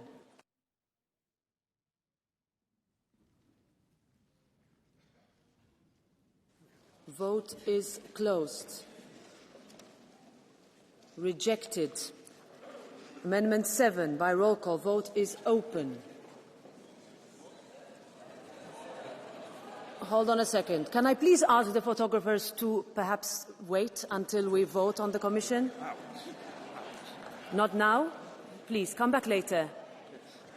We are in the middle of a vote now. Please, dear colleagues, let's focus on our work. So, I start again. Amendment 7, by roll call, vote is open. It's still open. Can you see? Has everyone voted? Vote is closed. And it is rejected. Amendment 11 by roll call. Vote is open.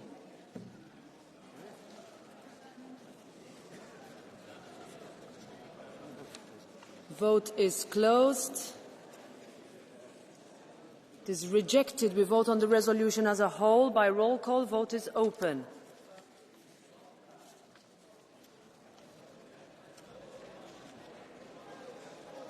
Vote is closed.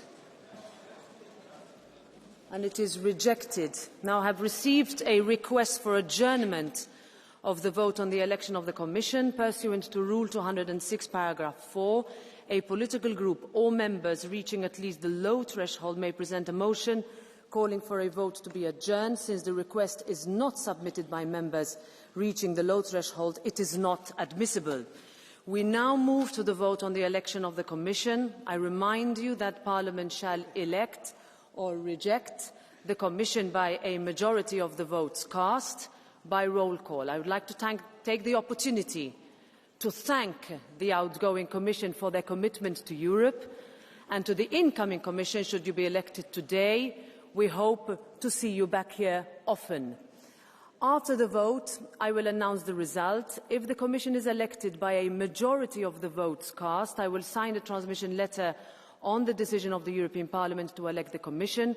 I will hand it to the President of the Commission and I will inform the Council. So the vote is open by roll call now.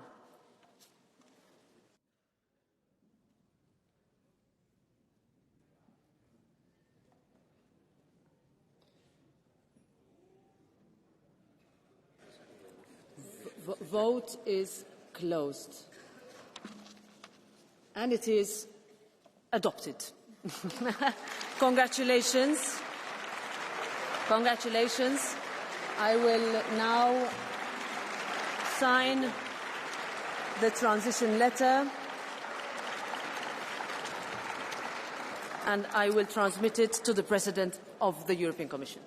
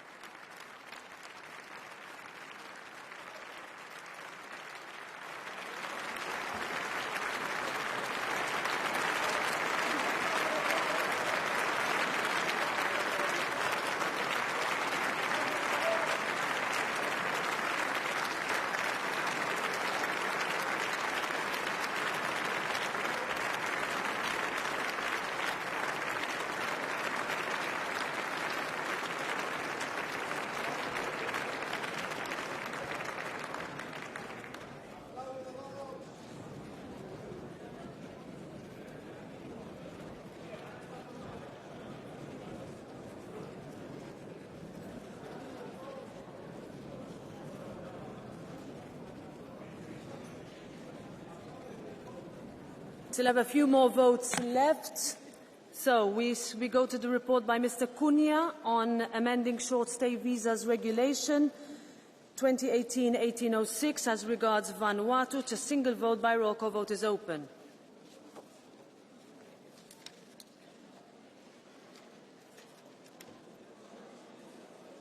Vote is closed.